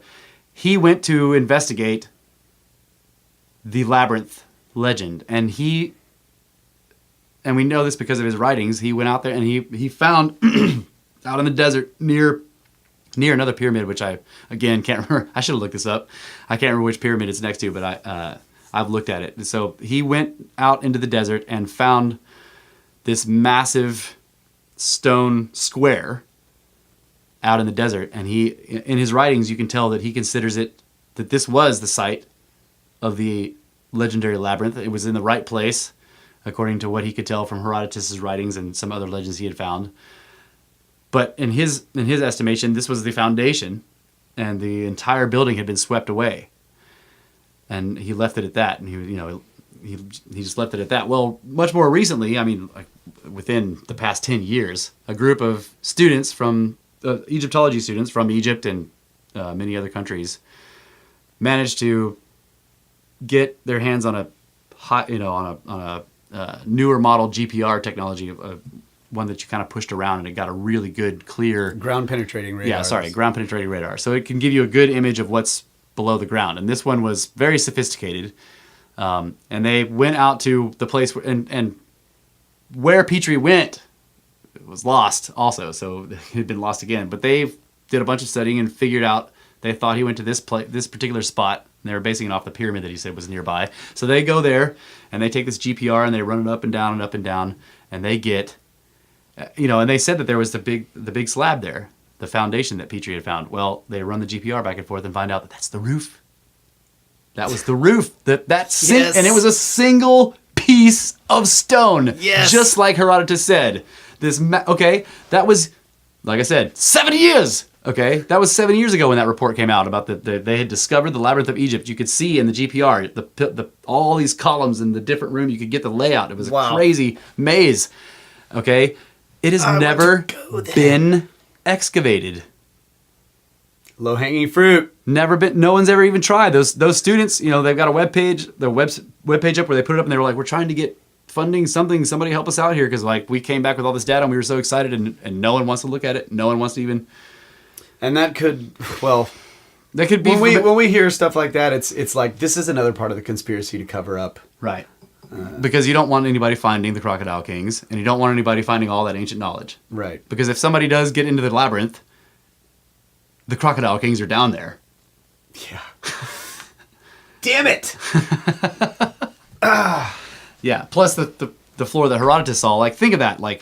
Millions of ancient books made of metal that will not corrode. That have all this ancient knowledge. We need to go there and put our faces in those books. That's right. Face. Take it. Books. And spread them out. That's right. Using a web. That's right. Go post on the wall about cats. And we shall make quotes like birds. Make quotes like birds. So I don't know whether to connect that to the big conspiracy of hiding ancient stuff, or just to just say, because it could be either one, to just say that Egyptologists don't want this opened. Yeah, but that's what I'm trying to say, is that there's so many things. The reason they don't want it, yeah. You start looking at Egyptology in general and all of the things that they don't care about. Right. And that they... But it's hard for me to say, do they not care about that because they don't want it to change their paradigm? Yeah, I don't know. It's just so many things like that. It's like they don't want to look at that information. They don't want, number one, the Minister of Antiquities or whatever, Zahi Hawass, would not allow GPR. Yeah, that's right. To be done on Giza. He let some team of guys do it near the Sphinx. Sphinx one time. And that was before he was the head honcho out there. Oh, okay. Well, yeah. Yeah. I don't have my timeline right, but Anyway. No, because he became head honcho very soon after that, and that and then it all stops. Like and they found chambers beneath the same thing with Gantenbrink or whatever. Is that it? Yeah, Rudolf Gantenbrink. Yeah, he did the study on the. Oh man, I got to do a whole show on that guy. That's right. the stuff he found. Yeah, we got to do that. We're at the end of the segment here, but basically, Gantenbrink did a study on the. Gantenbrink was the one that ran the robot up the shafts and found the door, the infamous door at the end of the shaft in the Queen's Chamber. From the Queen's Chamber, and then he was kicked out of Egypt and never allowed to return. Yeah. 10 years later, they opened that door with another robot from somebody else, and he has still not been allowed to return and is not given credit for that discovery. Oh, and also, I wanted to point this out earlier when you were saying they don't do these live things for archaeology anymore. Yeah. Well, they did that live. So they said. And then they open the door and they're like, there's nothing behind it. Yeah, what's behind this? Another door. Yeah. No big deal. Nothing to see here, folks. Right. Show over. By the way, they have a model of the interior of the pyramid. Yep. And the shafts. Looks the same. Yep. So they probably ran that model up the model. That's another conspiracy altogether. But anyway. Yeah. I don't know. We are at the end of the segment. The first half of the second hour is now... So many questions, over. So little time. Yep. There's one thing that we are sure of. That SnakeBros will continue. That's right. Serpents. Well, we're not really sure of that because we could get hit by it. Portal.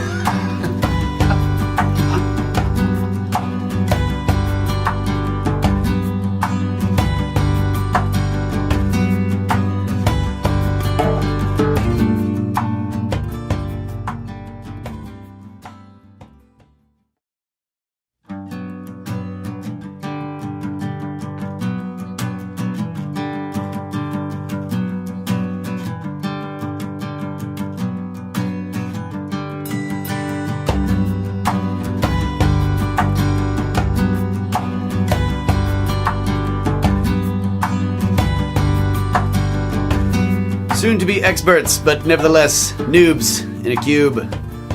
Podcasting. This is only the beginning. Welcome back to SnakeBros, Brothers of the Serpent podcast, where we continue on the big conspiracy and small conspiracies alike.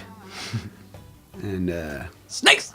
Thank you for saving my intro. I knew I had to throw it in there somewhere. All right, so yeah, we're gonna have a big shift here, right? Get it? Yeah, big shift. Isn't it fun? Wait, climate shift? Oh, so question: is climate change real? Answer is yes. Yes. Absolutely, it's real. Now,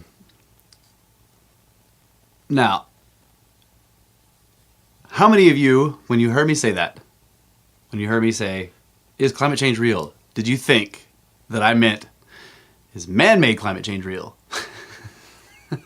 I didn't. Shut up. Okay. Come on, Snake Bro. Yeah. The point there is that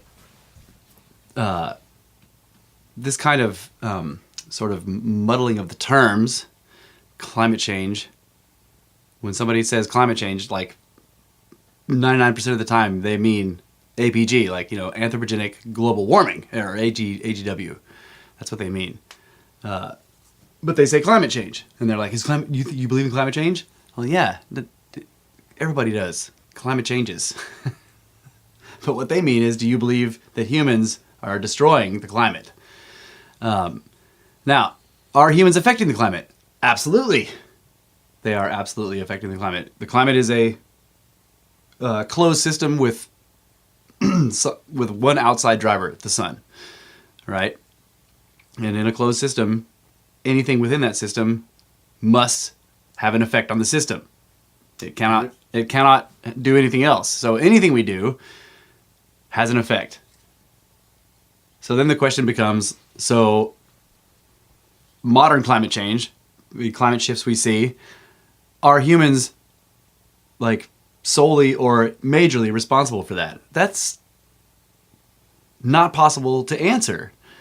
And the reason it's not possible to answer is because we don't understand the natural causes of climate change, which we know have happened because you can look at the geological history of the planet. You can see it in the rocks.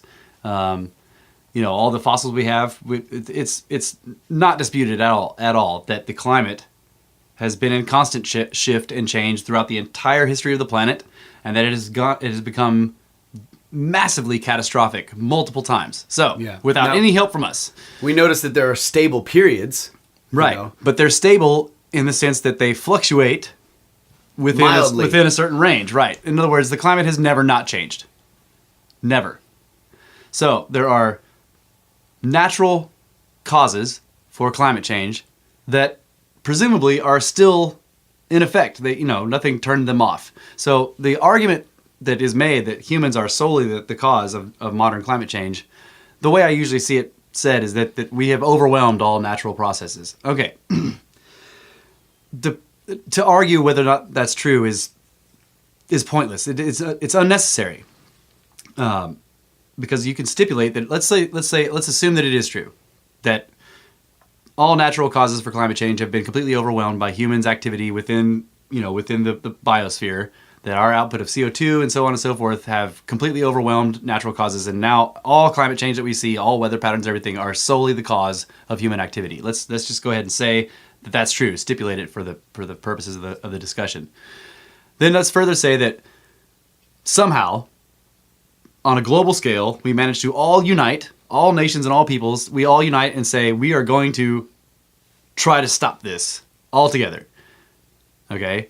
And then let's further stipulate that we actually enact every single measure that that environmentalists and climate change advocates want us to enact to stop climate change. And let's say further that those things, once enacted, actually work the way that they say they're going to, which I very highly doubt. But let's just stipulate all that. And so in the end, what you have is the entire human race, having agreed to do all this and having enacted all these things, have basically we've driven ourselves back to an almost technology-free society that has very, very low energy usage.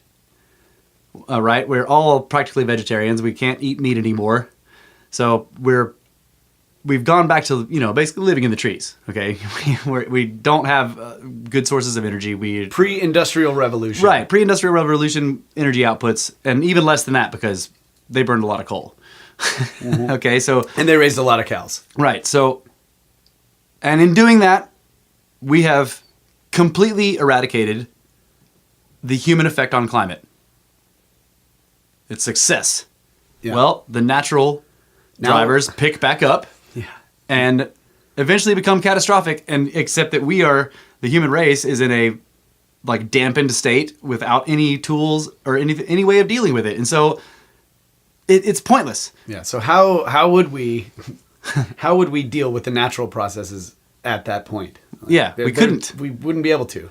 Yeah. We would have so curtailed ourselves in order to deal with us causing all the problems that we would be helpless. Yeah, then completely subject to the natural causes. Right, which we know exist, and we know are going to they have and will become catastrophic again. There's cycles of catastrophe that are natural in all throughout Earth history. So if we say that climate change advocates are 100% right in everything they say, and then we do 100% of the things they want us to do, and all of it works exactly like they say it will still be destroyed by a climate disaster. Yeah, I would like to add this.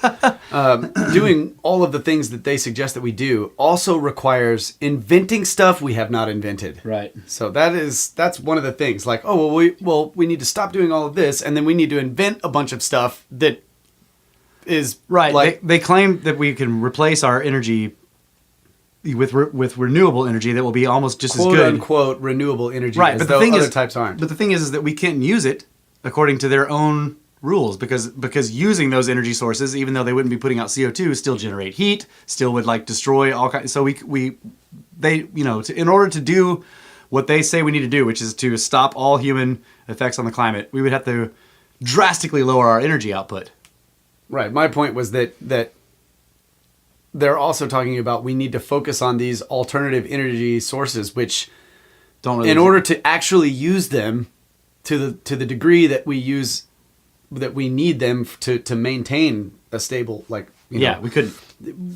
So it requires things that don't exist yet, is my point. Right. Like that's one of the things that they say we should do. Like you should just, should just do what you can't do yet. Right. And you can't build any of the things that they want to build to use without the current energy structure that they have.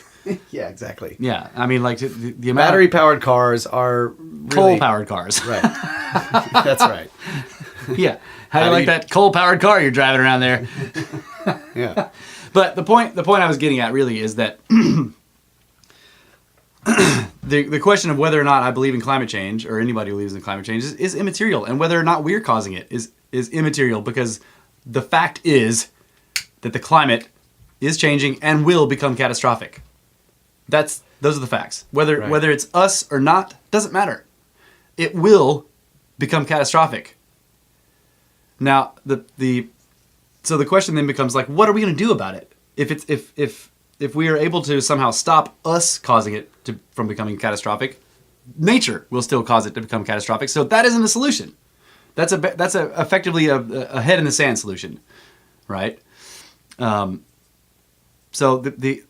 I think that the solution is to go the other direction. Like, instead of dampening ourselves down and like curtailing everything we're doing and trying to stop, what we need to do is go the other way and use as much energy as we can to develop a bunch of things we don't have yet, so that we can, number one, get off this planet. Right.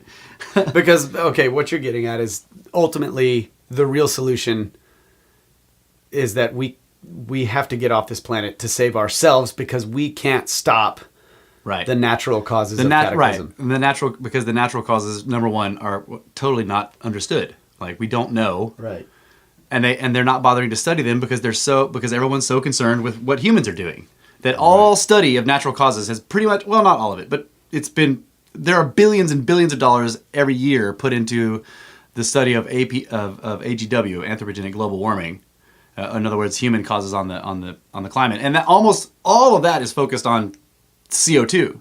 Right. That almost no work is being done elsewhere. There's a lot of data being gathered, but none of that is being correlated to natural causes. There's a few groups that are doing it, but there's 30 here, 20 there, but the vast majority of climate scientists are working on human-caused climate change solely. And even in that, solely the climate change being caused by human CO2 output. That's sort of troubling, because CO2 is the breath of life for plants. Plants need CO2 to survive, 100%, and we need plants.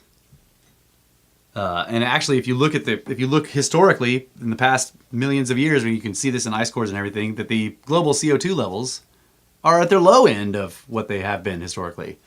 The CO2 levels have been much higher than this before. But anyway, the point I'm trying to get at is the argument is kind of, I wish we could get around the argument of whether or not humans are causing it or not, and all that stuff, because to me, I'm just like, what are we going to do about it? Because it's going to happen. Right. So what they are all talking about doing about it all has to do with human activity. Right. And you can... Now, there are certain things like, NASA's looking out there for rocks flying around. Right. And they're like, oh, well... And I believe that's probably a large... Most of the climate changes in the past have been caused by rock. And it's really easy to explain.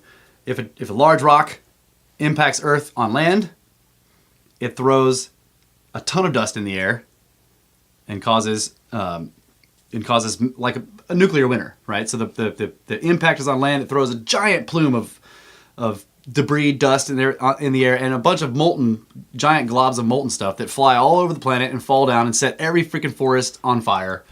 And that puts up a ton of soot and CO2. Right, and CO2. It sets every forest on fire. It burns all the plants. And then, so you got all this ash and soot going up in the air from these massive forest fires. You got all the dust and everything thrown up in the air from the impact itself. And then you have every volcano on the planet exploding because of the impact, since seismic crap throughout the planet. And every volcano explodes and throws a ton more. So you end up with this nuclear winter. It would literally be pitch black. It wouldn't be like hazy clouds across the sun. This would be a shroud over the Earth that would block almost all sunlight for 50 to 100 years in some cases. So the Earth would freeze. It would be the beginning of an ice age. Now, if the impact happens in the ocean, in deep ocean, it throws a ton of water vapor up into the air, and water vapor is the primary greenhouse gas. That's exactly right. It is by far the biggest cause of greenhousing of any of the gases in the atmosphere. So an impact in deep ocean throws billions and billions and billions of billions of tons of water up into the atmosphere and causes a huge greenhousing effect. Plus, it sends giant tidal waves all over the place, and it destroys the whole surface. But with a land impact, you get a freezing cold planet. You get an ice age. With a water impact, you get a warm age, an interglacial. So it's very simple to see how that could be the causes of glacial and interglacial ages. Yes. Back and forth. But the back and forth, the sort of cyclical back and forth that we see, implies that we're getting enough impacts that they come with enough regularity to where you can sort of guarantee that we're going to get one of this kind and one of that kind. And that part's weird to me. Well, going back to Graham Hancock's books, I think he talked about the torrent stream. A comet that had come close to the Earth, and the tail of the comet was in the path of the orbit of the planet, right? Mm-hmm. And it had come so close that there was just like all of this stuff left in its tail that we basically ran into. Yes. And that stuff is also traveling extremely fast. Right. But that comet hasn't come back. It's been gone for a long, long time. So potentially, if they knew what the cycle of that comet was, and that it's going to come back, that once again, we're going to have like new big massive sections of it blown off in its tail that we're going to have to pass through right after it comes. It's the torrid meteor stream. Right. And we pass through it every year. It's called that because when we pass through it, it appears to come out of Taurus, out of the constellation of Taurus. So it's called the torrid meteor stream. We go through it twice a year. We pass through it one way and then another way. The bull. Right. And the bull of heaven. In one direction, I can't remember which directions it is, but in one direction, we pass through it in such a way where we can watch the torrids at night. That's what they're called, the torrid meteor stream. But the other direction we pass, it's during the day. It takes us 12 hours to cross the stream. Okay, it's so many, and the Earth is going like 660,000 miles. It's 66,600 miles an hour. Right, so around the sun. So if you stretch that out to 12 hours, you can figure out how wide the stream is. Now, the stream is really just the orbit, the orbit of this comet, and it's theorized. This isn't known for sure, but it's theorized that the comet was once a single body of as much as 500 kilometers across. That was pulled into there's this weird kind of game of bucket brigade that happens from the outer planets. The big planets sort of pass this thing around, and then it ends up in an elliptical orbit around that goes all the way into the inner system. But in the process of being passed around by the larger planets, it begins to fragment and break up into, instead of a single rock, a long sort of stream of smaller pieces, and that continues to fragment until you got a very long stream, and then those start to break up, so then you have sort of isolated clusters of pieces. Right. So at any given time that we pass through the torrid stream, we're in there for 12 hours. You just don't know. Graham Hancock likens it to, twice a year running blindfolded across a 12-lane freeway and just hoping that there's no traffic at the time. Right. But one day, you're going to get hit by a truck. Like one day you're going to cross the road at rush hour. Right. Yeah, there's going to be traffic on the road, but you're running blindfolded and you can't stop, So that would explain some of the regularity if we're encountering something that's in orbit. And the last known torrid object was actually the Tunguska meteorite in 1908. Oh no, I'm sorry. That's wrong. That was the Chelyabinsk meteorite that happened in 2013, the one that came down over Russia and exploded. Yeah. Now, if that same object that happened, I don't know if any of you guys have seen that, but if you haven't, look it up. Chelyabinsk, Russia meteorite. It basically appears in the morning. It looks like it comes out of the sun, and this is what you start to see some connections to ancient texts, right? Of the gods being mad. The sun was the god, Helios. and it looks like the sun shoots this bright, shining thing at the Earth, right? And it just gets bigger and bigger and bigger, and then it turns into this huge glowing ball, and it was actually 25 miles above the surface when it exploded.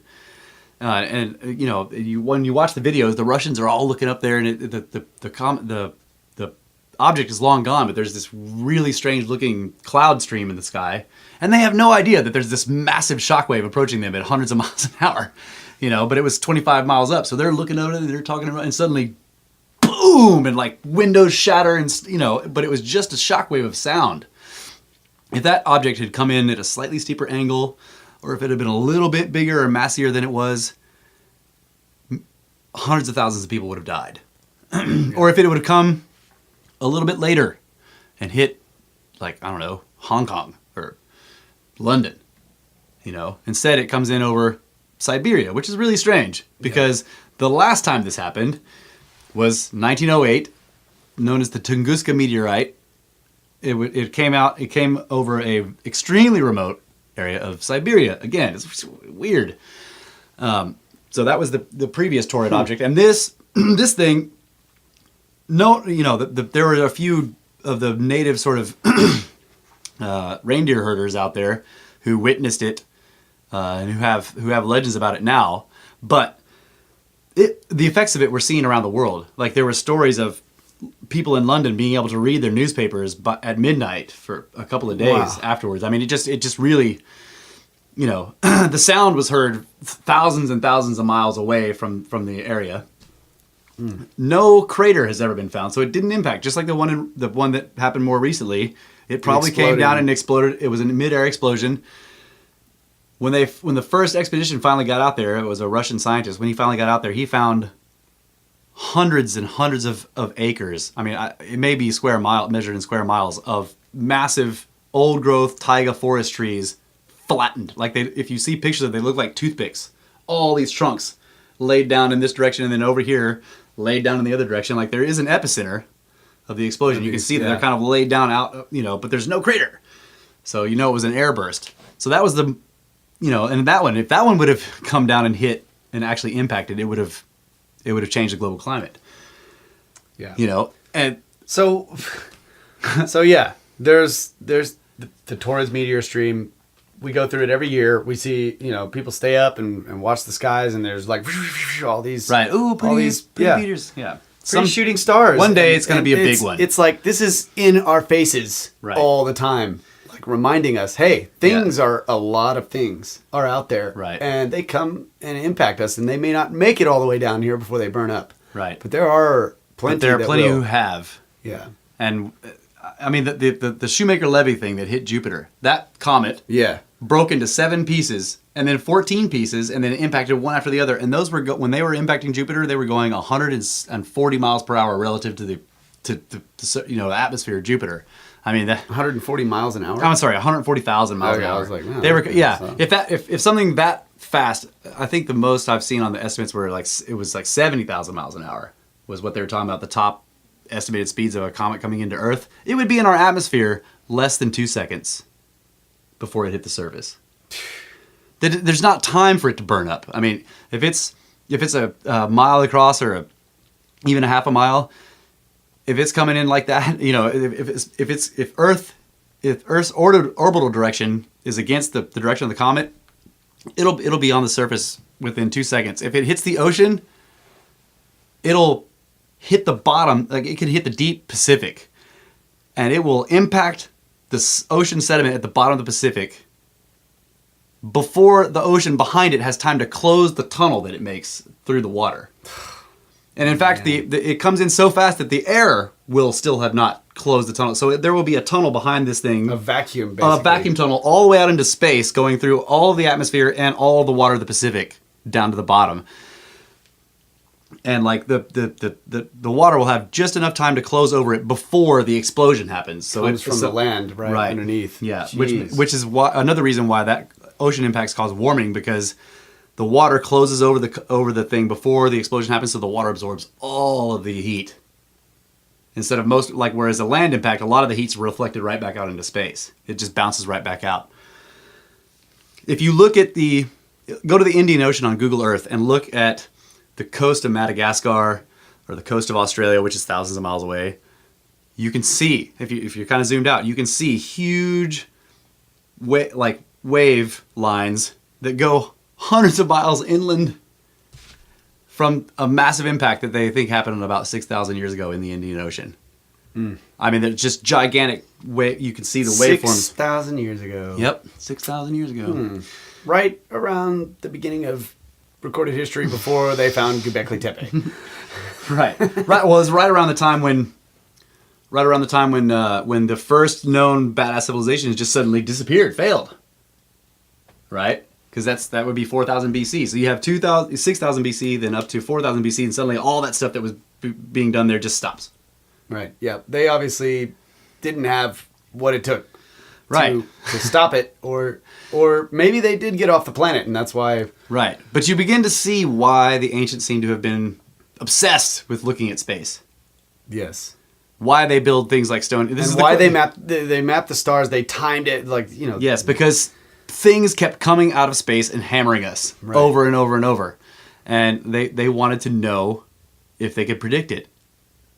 And since it's cyclical, it can be predicted. And that's why you have things like the end of the long count.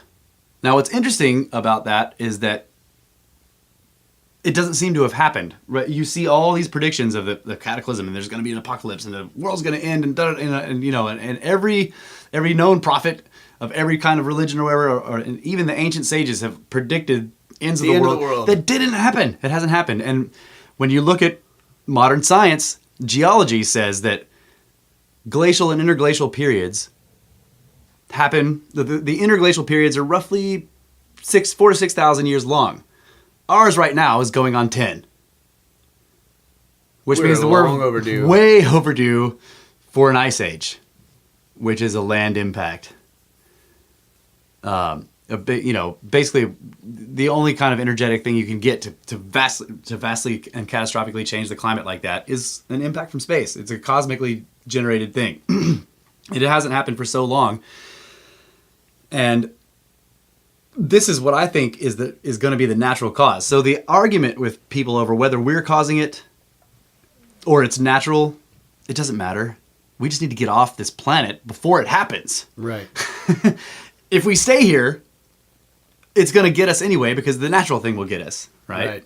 So, when I look at the whole situation, it's like why the focus on the human aspect of it with like the near total lack of focus on the natural aspect of climate change is suspicious to me. And then the proposed solution is for humans to let go of all their technology and stop using any energy and massively basically reverse our advancement back to living in the trees levels. Yeah. Why? Yeah. So which would result in mass famine and a huge die-off, right? So a vastly reduced population, and we would be helpless to stop the natural change. Yes. So there appears to be some kind of conspiracy here, and if you think of like I likened this to a petri dish. If you've got a petri dish and you have a very dangerous kind of microorganism growing in that dish. Some kind of algae or whatever bacteria growing in there. Around the outsides of the petri dish, you have something that kills it. So as it begins to expand and starts to get big, it starts to run into this deadly shit, and that keeps it small. And if it somehow starts to overcome it, you blast it with fire. You can't let it get out of the dish and start killing everybody. So this is what it looks like, a control mechanism that you would use in biology. You don't want to kill it off because you're studying it. Or maybe you need it for something. But you keep it within this very tightly confined boundaries, and if it starts to overgrow those boundaries because your control mechanisms are weakened, you bring in the big guns and just blaze it with fire until it dies. But you'll use as many things as you can, many techniques as you can to keep it from overcoming. Right, because you want it to keep it alive because you're using it for some purpose or whatever. So one method of doing that, for example, would be to funnel large amounts of its resources to some other direction than the thing growing in the petri dish would otherwise use it for. Right. You want to maybe cause mass deaths with plague. You might want to destroy the global economy so that millions and millions of people starve to death. Maybe put that thing in the cooler for a little while. Yeah, stick it in the cooler or in the furnace. Yeah. Just warm it up a little bit. Right. And if it's highly adaptable, you just keep changing them. You put it in the furnace, and then once it adapts to that, you put it in the cooler. Right, but with the sentient being, you can just change its focus. Yeah. Right? Like, oh, you know what? You need to focus on this for a long time and not look at this other thing. Right. And it's fascinating to me that when you look, like my dad has a biology book from 1970. Okay? And if you look at that biology book from 1970, they're flipping out about global cooling. I mean, they were flipping out about the coming ice age. They thought that there was an ice age coming, global cooling. And that's closer to right. They're probably right.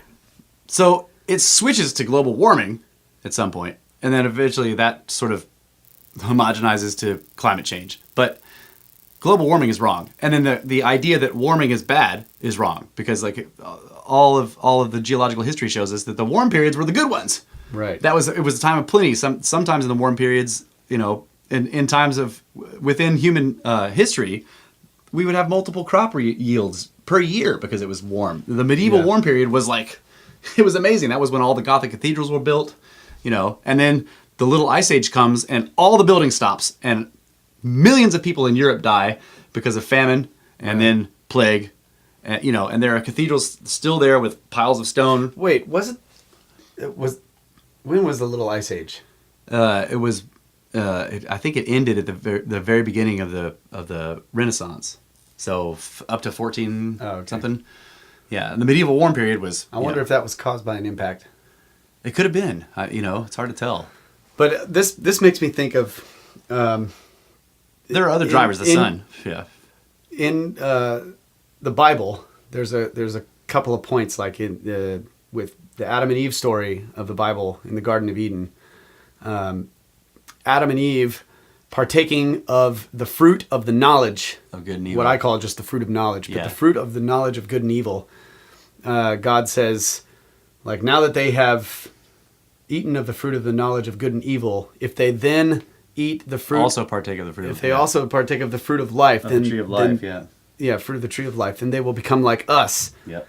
So we must kick them out of the garden and place the flaming sword in front of the tree of life to prevent them from getting it. Banned. Right. So then you move ahead after the flood. Okay, the story of the Tower of Babel. Yeah. Once again, God comes down, observes. He has to fly down here because he needs to see what we're doing with eyes. Yeah, that's right. And he says to unknown compatriots, like, look at what they're doing. They're all, because they are all of one language.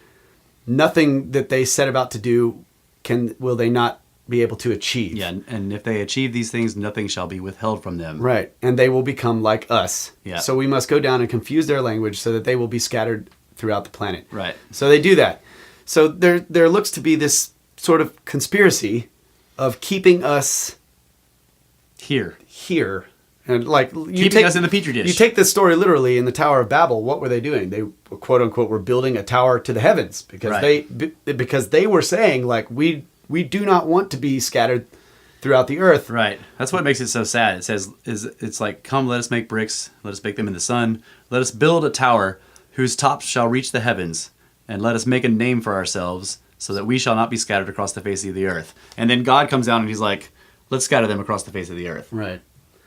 So it looks like the same type of conspiracy going on here. Like, like we have discovered space flight, and now we have these moon hoaxers that are like, no, we never actually went there, and you can't even do this. And right. it's impossible. Yeah. And in the second episode, we talked about the moon hoaxers, and there's this weird thing about in the moon hoax conspiracy, there's actually a sort of tendency to make these people believe that we actually can't go to space at all. Right. And then not to mention all of the medical stuff where it's like, oh yeah, humans can't even, you can't really stay up there because it's going to mess up your body in all these ways and you'll die because blah, blah, blah.